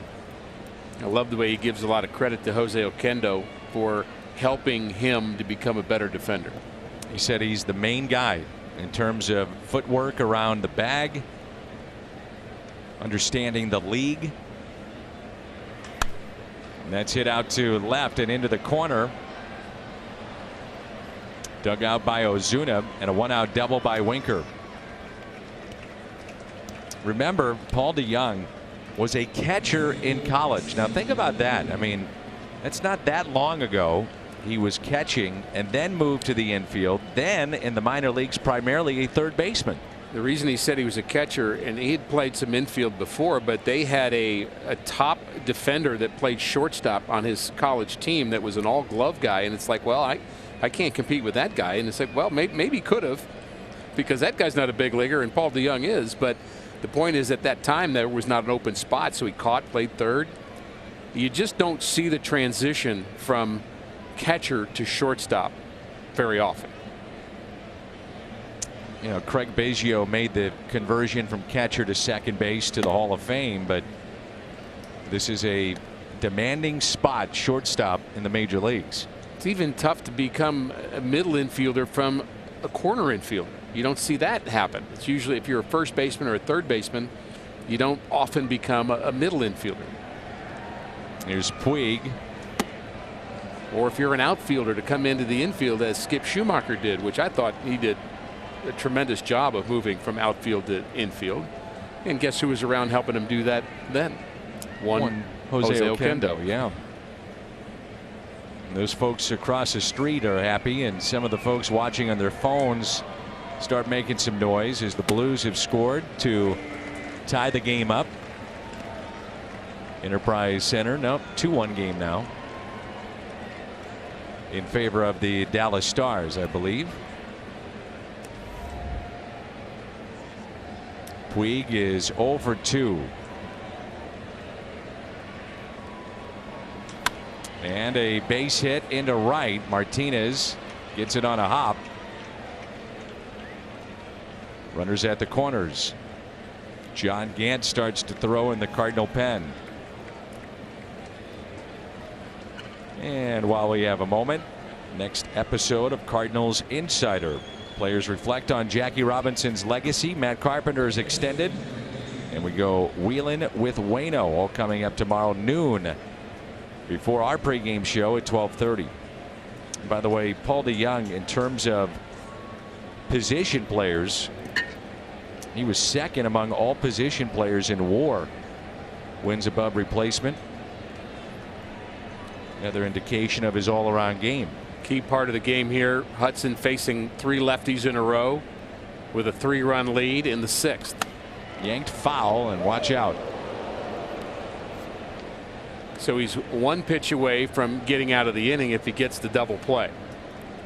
But he's also 1 swing away from this being a tie game with Dietrich, who has power, Tucker Barnhart, switch hitting catcher, and then Schebler, who definitely has some power behind him.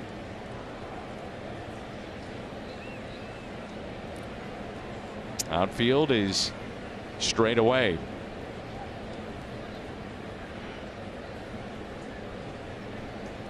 And the 0-1 pitch. 1 ball and 1 strike. Hudson at 90 plus pitches, I believe, on the day. 75, excuse me. That's quite a difference, but sure is. He is due up 4th for the Cardinals, looking ahead to the bottom of the 6th. Oh, it's extraordinarily low, just 75 pitches, but you just can't make a mistake here. This is where you make it or you don't as a starting pitcher, these moments. 2-1.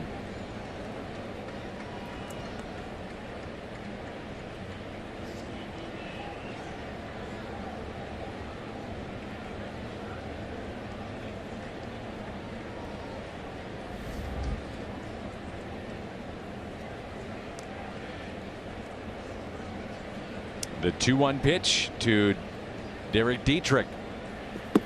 3-1. If he would load him up, do you think Mike Schill goes to the pen? Certainly on the table, isn't it? I think it's on the table, especially as good as John Gant has been. I believe I would do it. I think this is, again, not been the strength. We talked about it in the open, is Dakota Hudson kind of working out when things don't go well. And, you know, you want him to learn that. You want him to get the confidence to say, look, I don't have to pick here. I'm going to go right at you. But the game's also on the line here. So do you want the lesson or do you want to shut it down? We'll find out. Here's a 3-1. 3-2.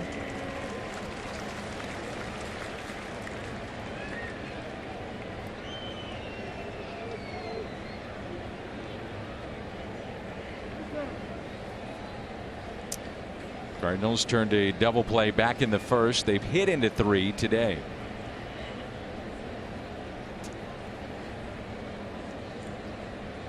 Puig is your runner at first base. 3-2, not running, and the pitch is hit in the air out to left center.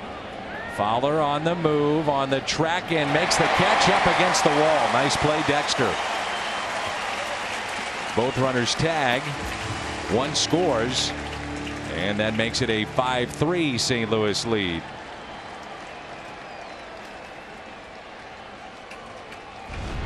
Well, Fowler takes a good route. He checks the wall, looks back up again. He knows he's on the warning track, but boy, he had to really eat that outfield wall after making that play. And the second time watching that, after watching it live, even better play than I thought. He just seems more comfortable right now at center. This would be a double switch, and Bader coming into the ball game, and see if Martinez goes out, and then they shift Fowler from center to right. John Gant is loose and ready to go. So that'll be it for Jose Martinez, as well as Gant coming.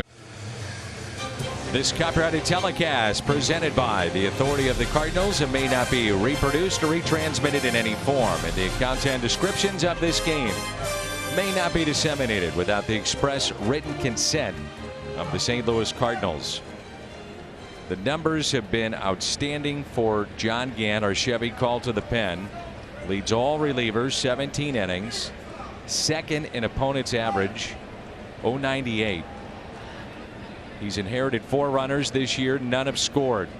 He gets Puig at second base. And that pitch taken low by Tucker Barnhart. But you get the idea. This guy has turned into a weapon out of the pen. Yeah, you love his versatility, Dan, and I think that's maybe the first thing you think about with John Gant. But he's been more than just a versatile guy. He's been a top-notch guy. Very reliable. Harrison Bader into the ball game, part of the double switch. He's in center. Fowler going to right. Martinez out of the ball game. So Bader in the 9 position in the Cardinal lineup, and Gant going into the 5 slot. And the 1-1 to Tucker Barnhart, who's 0 for 2. 1 ball and 2 strikes. He's got 3+ pitches when you think about his curveball and changeup and a good mid to high 90s fastball, and that's your Hyundai pitch arsenal. Yeah, the changeup's really fun to watch because they get some ugly swings at that, but the curveball's good, and as you mentioned, the velocity's right up there, mid 90s. And the 1-2 fouled back. 95 on that fastball.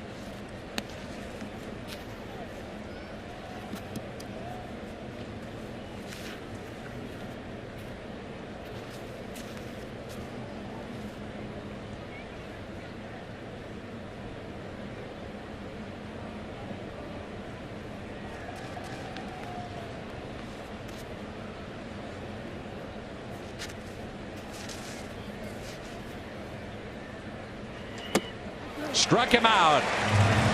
Gets the call on the inside corner with a fastball. Ho hum, another outing for John Gant, cleaning up a 5-3. You never know where he might be in the ballpark. And Jim Hayes, where do we find you? I'm upstairs next to the press box, right next to the folks. I'm here. I'm taking a selfie with a nice woman right now. Nice. It's not official, but it appears Carlos Martinez is about to head out to extended spring to rehab that right shoulder. Carlos threw a side session yesterday. He said the shoulder is better, but he said it's still at only about 85%. And Dan Carlos told me he's fine coming out of the pen initially, but he really wants to get back into the starting rotation at some point this season. Carlos said maybe after the All-Star break. Job one, he has to get back into the bullpen first. All right, Jimmy, thanks. Man of the people, Jim Hayes. Interesting. He wants to go back in the rotation, but then, you start running out of time. Well, get somebody stretched out. The concern you have is when you start talking about, all this time, and we are closing in on the end of April, and to be at 85%, sometimes that last 15% is the hardest. So, I mean, that maybe it could happen overnight, but boy, he's such a weapon. If you could get him in the bullpen, it would be awesome, but he needs to be healthy. So a line out by Yadier Molina brings in Dexter Fowler. StubHub, best place to get your tickets outside of Cardinals.com. StubHub, even after the first pitch. This is Zach Duke on the mound, so they'll turn around Dexter Fowler, who has walked and also hit a screamer to second, lined into a double play. Cardinals have been involved in 3 double plays.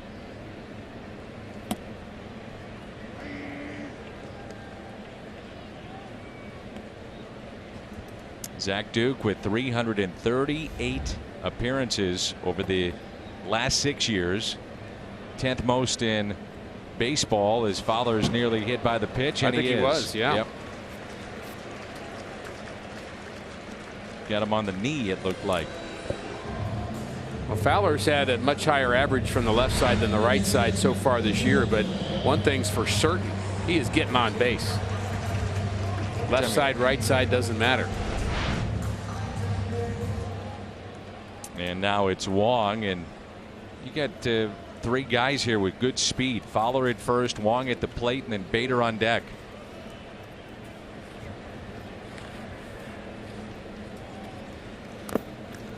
A bunt attempt by Colton Wong. So here's where you don't mind it. Yeah, I think it's a great time for it.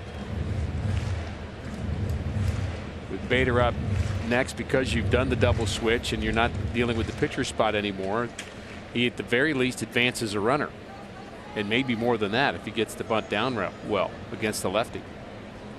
And the 0-1, Cardinals came in second in the National League with 15 steals. Barnhart is 2 of 12. Reds catching overall 2 for 19 in catching base stealers. That gets away, and that'll help. Fowler trotting down to second base. That may be a pass ball, not a wild pitch. We'll have to see if that just eludes Barnhart, and it does. That's a catchable ball, and Fowler didn't read it off the glove initially. Didn't see that it had gotten past Barnhart. You kind of think that's not going to happen with him. His hands are so good, but that's a nice extra base here. A shift on the right side for Colton Wong. And now he's hit by the pitch. And Duke got Yachty to line out, and he's hit Fowler and now Wong.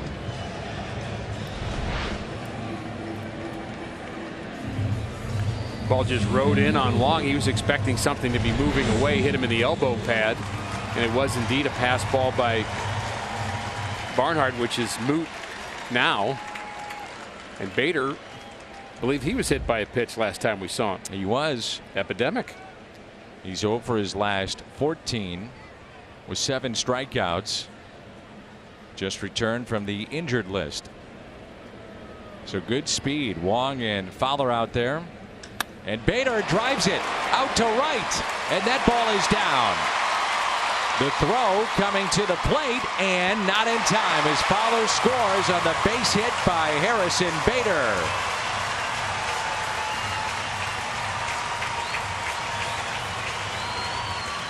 Dexter had to make sure that got down for a hit. And that is why Colton Wong is still at second base, because he felt like he may be running right into Dexter Fowler. It's not lack of hustle by Colton Wong. It's because he was afraid he was going to run into an out. He was so fast on the heels of Dexter Fowler. Here's the base hit the other way. Dexter not sure if he was going to score. So when Colton Wong rounded second base, he was very, very close to Dexter. And now Carpenter. And a double switch that pays dividends right away. Gant getting out of a jam. Bader facing a lefty, and he comes through. I love watching Bader against left-handed pitching. It's where he does his damage. Well, you know, Bader has that crowded outfield to deal with. How do you make an impact? You just produce. Make it hard for them not to play you. That's all you can do. That's all you can do. And now it's Carpenter. Jared Hughes getting loose in the Reds bullpen. Barring a double play, Hughes more than likely would come in and face Goldschmidt.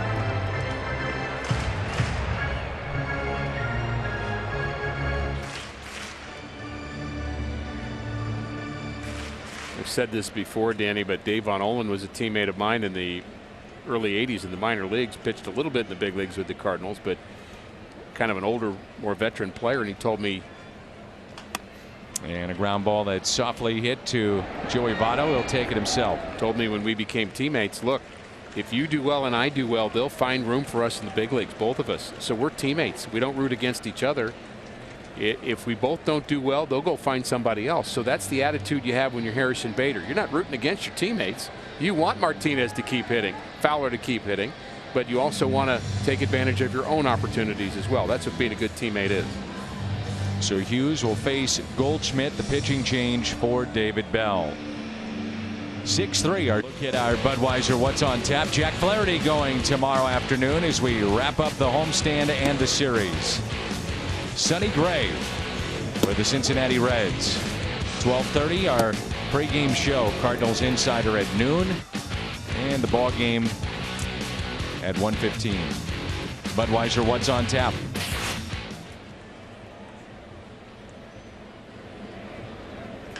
And that's pulled to third, backhanded by Suarez off the bat of Goldschmidt. The Cardinals strand a pair, but Bader drives in a run. That was Fowler scoring from second base.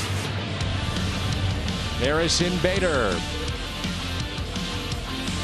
comes 6-3. Phillips 66 ticket vouchers are back, and they're better than ever. Fill up at Phillips 66, 8 gallons or more, and you can get a voucher for up to 50% off on up to 8 tickets to a home game. Cardinals.com/Phillips66.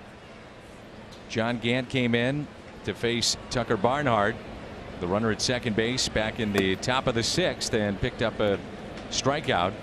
6-3 our score here in the top of the 7th.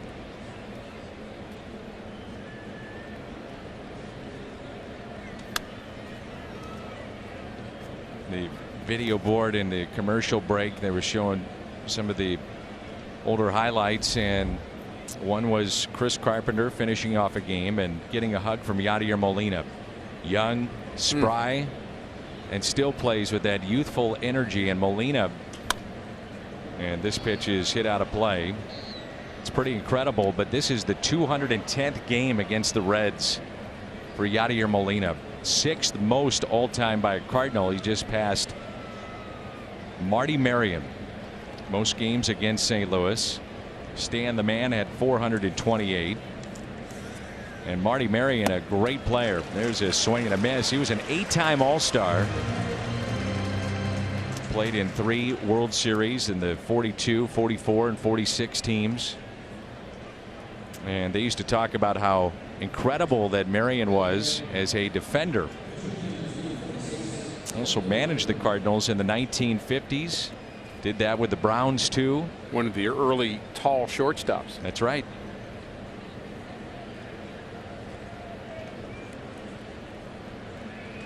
Curveball drops in for a strike. Phillip Ervin. Now, how much trouble did Phillip Ervin get from his teammates last night striking out against Jed Jerko? Whatever the trouble is, it's not over. So he's going to hear about it. Well, I mean, if you think a teammate's going to forget about that? I mean, they'll be in August somewhere, and he'll say, "Oh my goodness, what kind of play was that you made? At least I didn't strike out to Jed Jerko." I mean, I'm telling you, they're like elephants. They're not going to forget. I mean, it'll all be in love, kind of. Kind of. But you got to take it. I mean, that's baseball, right? It is. And the 1-2 breaks his bat. That'll carry to Bader in center. And Irvin retired. 2 away. Quick word from the Missouri Air National Guard. Missouri Air National Guard. For more, visit goang.com/mo. So 2 down, and here's Peraza. Irvin was the pinch hitter for Hughes. So the Reds will have to go back to their bullpen. Michael Lorenzen is throwing in this 6-3 game. Lorenzen pitched last night, and so did Hughes.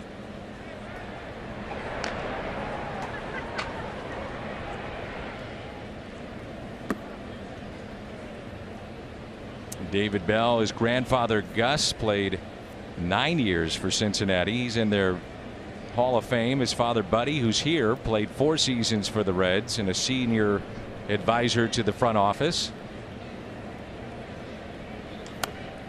David was a star player at Archbishop Moeller High School, and many great athletes have come out of Moeller. Oh yeah. He enjoyed a 12-year major league career, was a manager in their minor league system, been a bench coach, third base coach, assistant hitting coach, ran the Giants system last year, director of player development. So he's been around baseball his entire life. A lot of jobs in the game, and he certainly has a great, I would say, demeanor to be a major league manager. He's a very thoughtful guy, smart guy, competitive guy. And people remember him as the bench coach for the Cardinals, but I'm not sure how many people remember him playing for the Cardinals. He did that in 95 through 98. And he had some good big league seasons. Really good years in Philly. No doubt. The 2-2 pitch to Peraza. He became expendable at some point, despite having some good years as an infielder with the Phillies when they had a young player named Chase Utley. And also a third baseman eventually coming their way, Placido Polanco. Right. And the 2-2 swung on and missed. Scanned a couple of strikeouts, and already with 3, the first 4 hitters he's seen. Take a look at our game summary. The Cardinals a 6-3 advantage.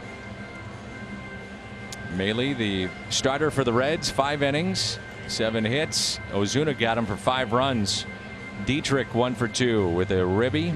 Dakota Hudson was 1 out shy of completing 6, and a big day for Marcell Ozuna. The Gateway Honda home run inning. Cardinals hit a home run. The Gateway Honda dealers will donate $1,000 to the Make-A-Wish Foundation of Missouri. And here is Michael Lorenzen, outfielder, pinch hitter, pinch runner, and pitcher. Almost get the sense that David Bell can't wait to bring him in from the bullpen just so he can have his bat in the lineup. He's really a good two-way player. You see a lot of Lorenzen this year, but he has really found a home as a reliever. You know, when he first came up, starter, he'd kind of have a bad inning every once in a while, and just a lot of young pitchers, they just couldn't kind of get it together. I mentioned that Raisel Iglesias was in that boat as well, but those two have really found a home as reliever. 0-2 the count on DeYoung. Ozuna on deck. And then it'll be the pitcher spot. Now the Reds have a couple lefties coming up at Votto, Suarez, Winker. Votto and Winker being the lefties, so pinch hit for Gant potentially, and then bring in that guy. I think he's hot to come in no matter what. I do think the 8th inning is his, and we hope to see the best of Andrew Miller. Again off the end of the bat, just like his previous plate appearance, it turned into a base hit, but this one an out. All right, let's take a look at what Mr. Ozuna has done today. And Marcell, the Cardinal left fielder, This 3-run homer puts St. Louis on top. And then with 2 runners on next time up, hits one off the top of the wall and right.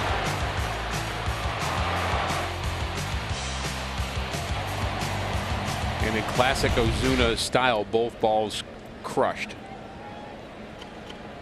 He really does have terrific power, Dan. Just unusual power. I mean, he's not an overly huge guy. I mean, if you're around him, you think, okay, where's that power come from? But just, you know, it's obviously strong upper body, but bat speed has a lot to do with that.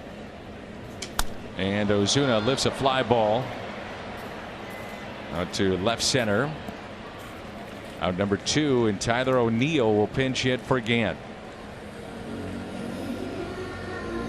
Well, the way I look at it, Ricky, is that the guy in Marcell Ozuna was compromised last year with his shoulder and still put up respectable numbers. And now maybe we're seeing the best of him healthy. And almost more than respectable numbers. He had enough RBIs to say he was a significant player on this team. And you look at the exit velocity average on balls that he put into play. He was in top 5 in the National League. Right. That's almost stunning to me, considering he was not healthy. Not certainly early on.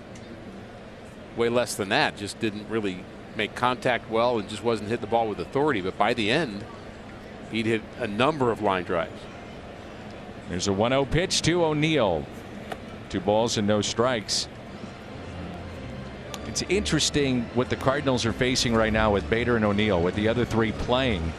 Young players that you're still trying to continue in their growth and development, but if they're sitting, as O'Neill lines it to left and it drops in for a hit, can stunt your growth.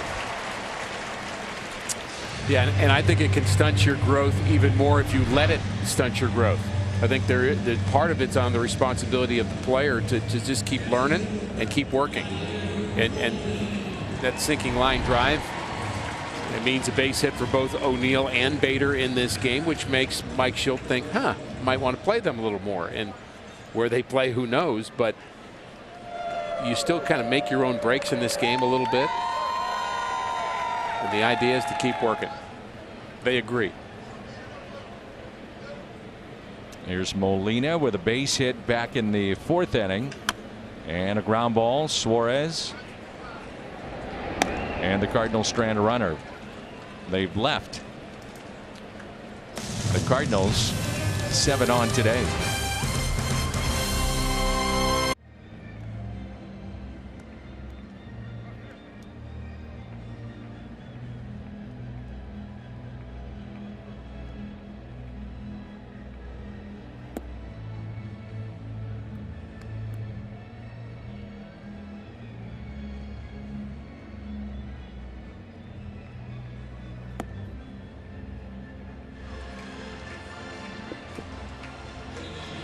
Our crowd today, 44,197, 44197. And the Cardinals turn it over to Andrew Miller. Up and down start. Chevy called to the pen. And, you know, we were talking between, well, in the commercial break and about Miller, that the leash on Miller right here, your decision making, if you're Mike Shildt, you better have somebody up just in case, and he's got that going right now. Jordan Hicks already throwing. I think that's fair with kind of the inconsistency that we've seen from Miller. But boy, he's had some flashes, Danny, where you think, man, this guy can be a force. So I mean, that's what you get excited about. And why wouldn't you? All-star, a couple of years in the American League. I mean, he's got a big upside, huge upside. But finding the right release point for his off-speed pitch, especially. That's kind of the mystery right now. It's swinging across the plate, and then when he kind of underthrows it, it just stays on the arm side of the plate. 2-2. Mike Shildt, talking with him the other day about it, he said it's release point. Yeah. On a lot of these issues that he's had. Here's Votto, top of the lineup, 1 for 3. And he's going to have to coach himself a little bit because his delivery is unusual. And he's just going to have to be, as it always is with release point, Dan, a feel thing.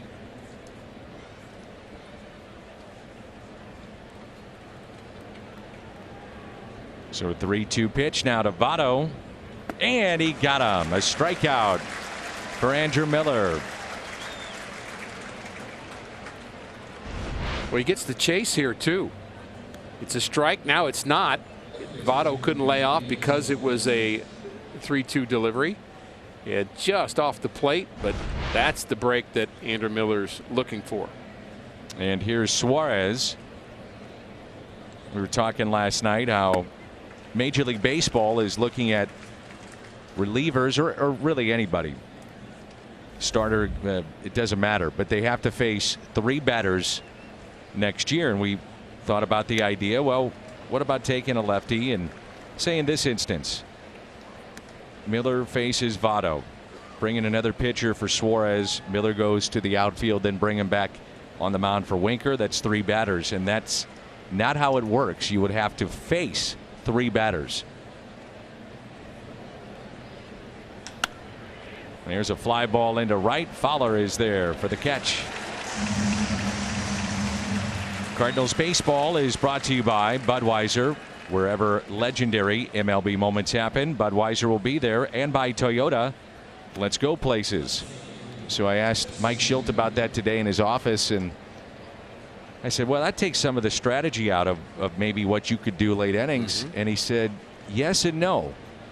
He said it also creates a different strategy that he's finding out because it's being used right now at AAA. And he said other managers are finding that it's unique in how you build your lineup or think about back into games, and it's a different way in strategy to look at it. I think it'd be a great idea for us to somehow during the summer have a conversation with Ben Johnson about just what some of those strategies are, what he's seeing, what actually happens real life with this. I mean, it's it's an idea, it's a theory. We haven't seen it yet, so you can think, well, this might happen, that might happen, but there's going to be some body of information by the time we get through the summer that the Memphis club will definitely have to help inform what it's going to be like a year from now.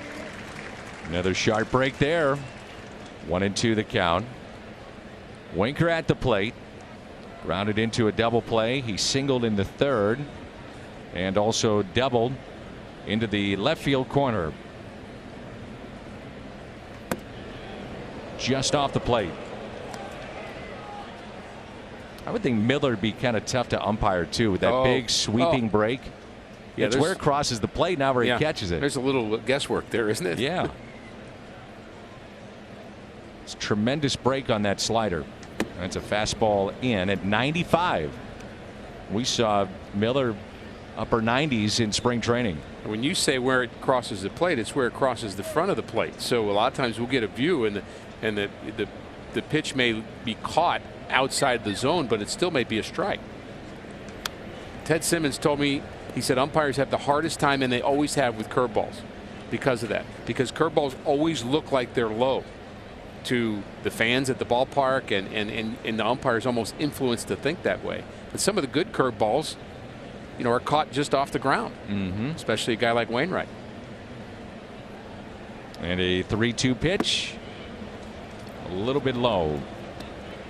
As Miller snaps at that baseball, and now with Puig coming up, he's got a base hit, line out, ground out. Cardinals sticking with Miller here in this spot.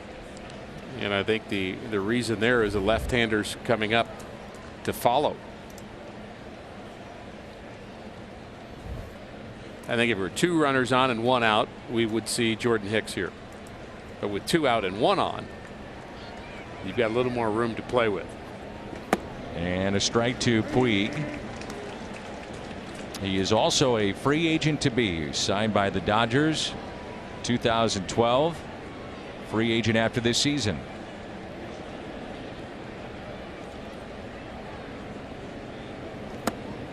Nothing in 2. 97 again. There's plenty to like with Andrew Miller.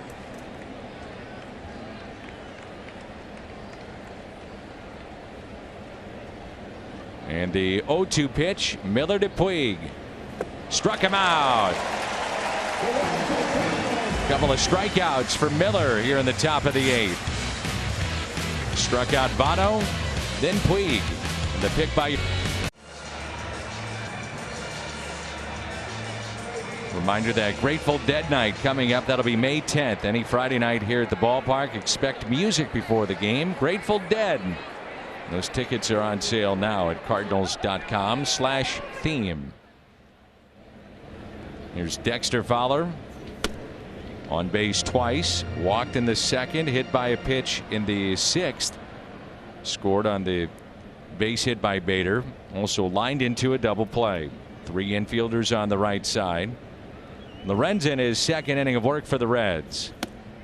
And it's 2 balls and no strikes. 6th time this year that Lorenzen will have multiple innings. 3 times he's gone 2 or more. 2-1.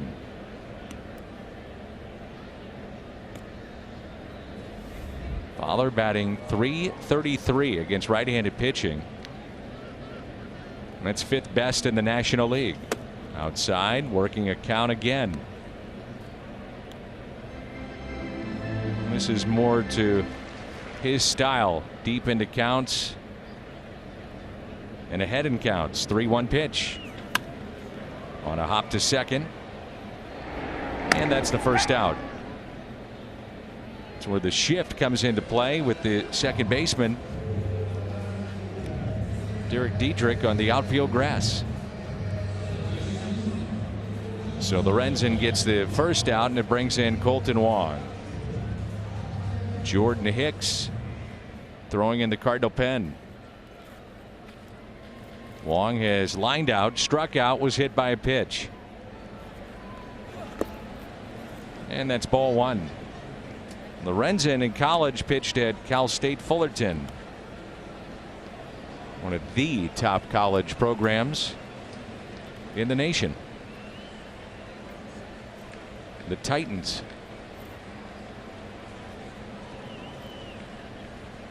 And the 1-0. 2 balls and no strikes. Reds will have Dietrich, Barnhart, and Schebler. And Wong lifts a high fly ball out to deep left. And the catch is made. Winker with the catch on the edge of the track.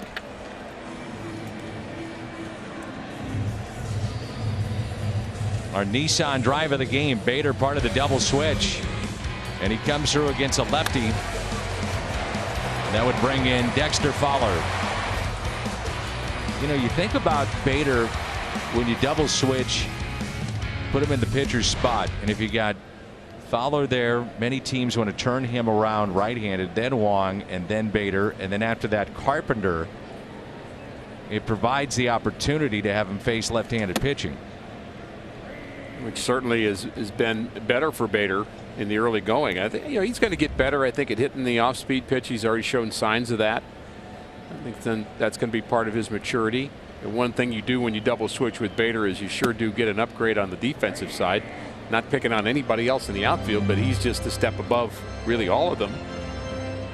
And you get the extra speed element. 0-2.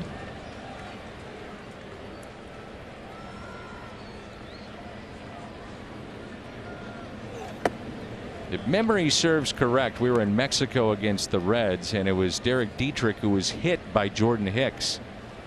Remember, he's very slow to get up and then walk down the first baseline, and had to be helped off the field, and he's due up first.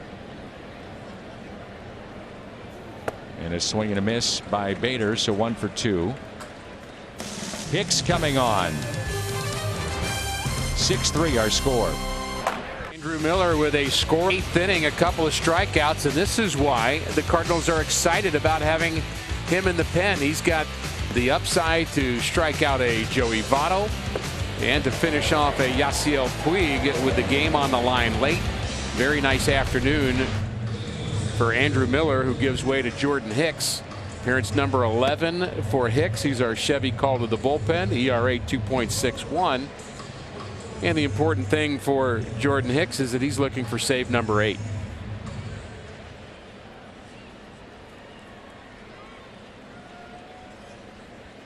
Danny, I wasn't sure it was a foregone conclusion that Hicks would get all the closing opportunities, but even in spring training, it wasn't 100% clear, but Yeah. I think it's clear now. Oh, yeah. I think the Cardinals, if Hicks had been, back-to-back games and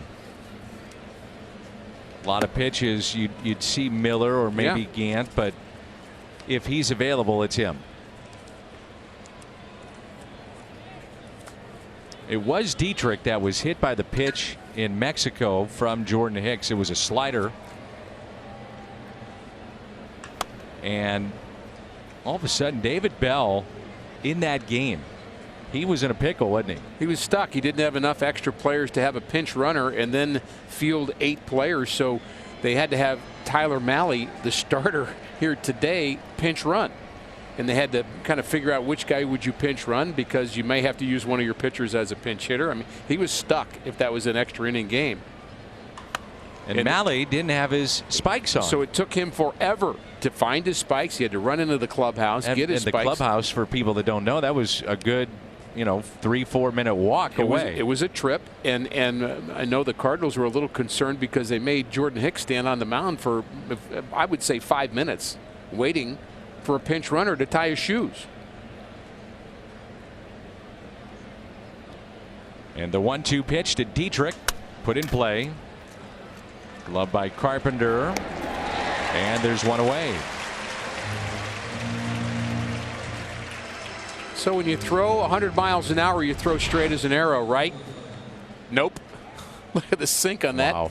101 mile an hour fastball. No wonder such weak contact by Dietrich. Last Sunday, Hicks threw the hardest 5 pitches recorded so far this year. That was ranging from 102 to 104. His average velocity, there's a slider, his average is 100.5 with sink. I saw a list recently at the top, I believe it was the top 20 fastest pitches, and I believe Ryan Helsley made that list. There aren't very many pitchers on it. Tyron Guerrero is one of the other hard throwers. It's just maybe a notch below Jordan Hicks. And notably absent was the guy that you're used to seeing on that list, Aroldis Chapman.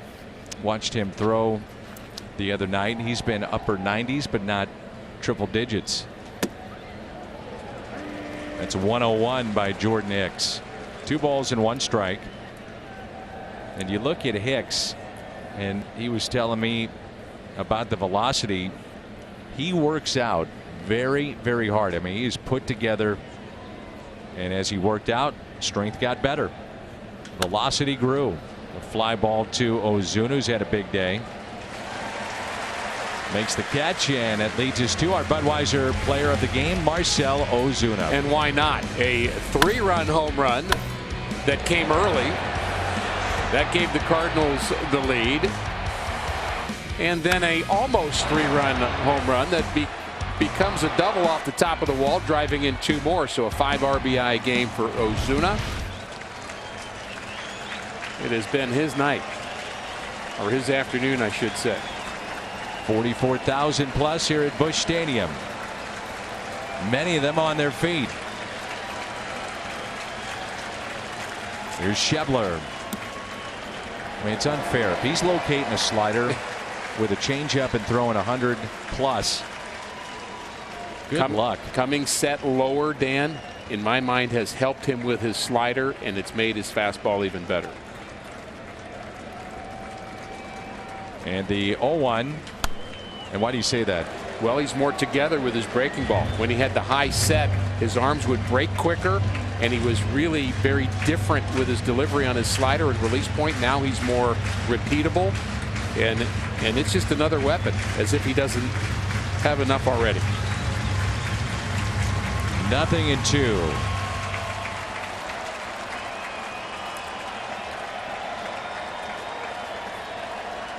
We'll try to end it right here. The 0-2 pitch by Jordan Hicks.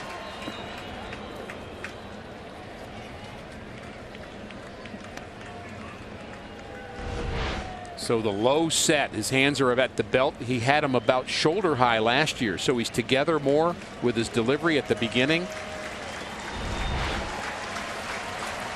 It's helping him. And the 1-2 pitch to Scott Schebler. 2-2.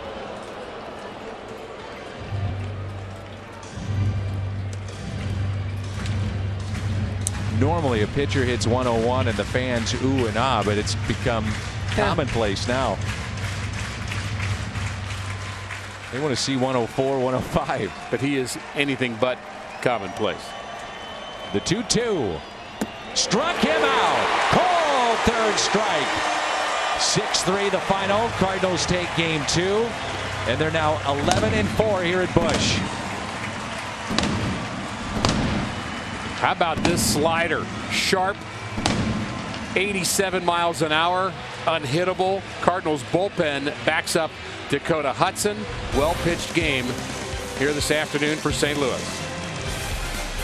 And the Cardinals are now 16-10. Coming up, our post-game show. 6-3 the final.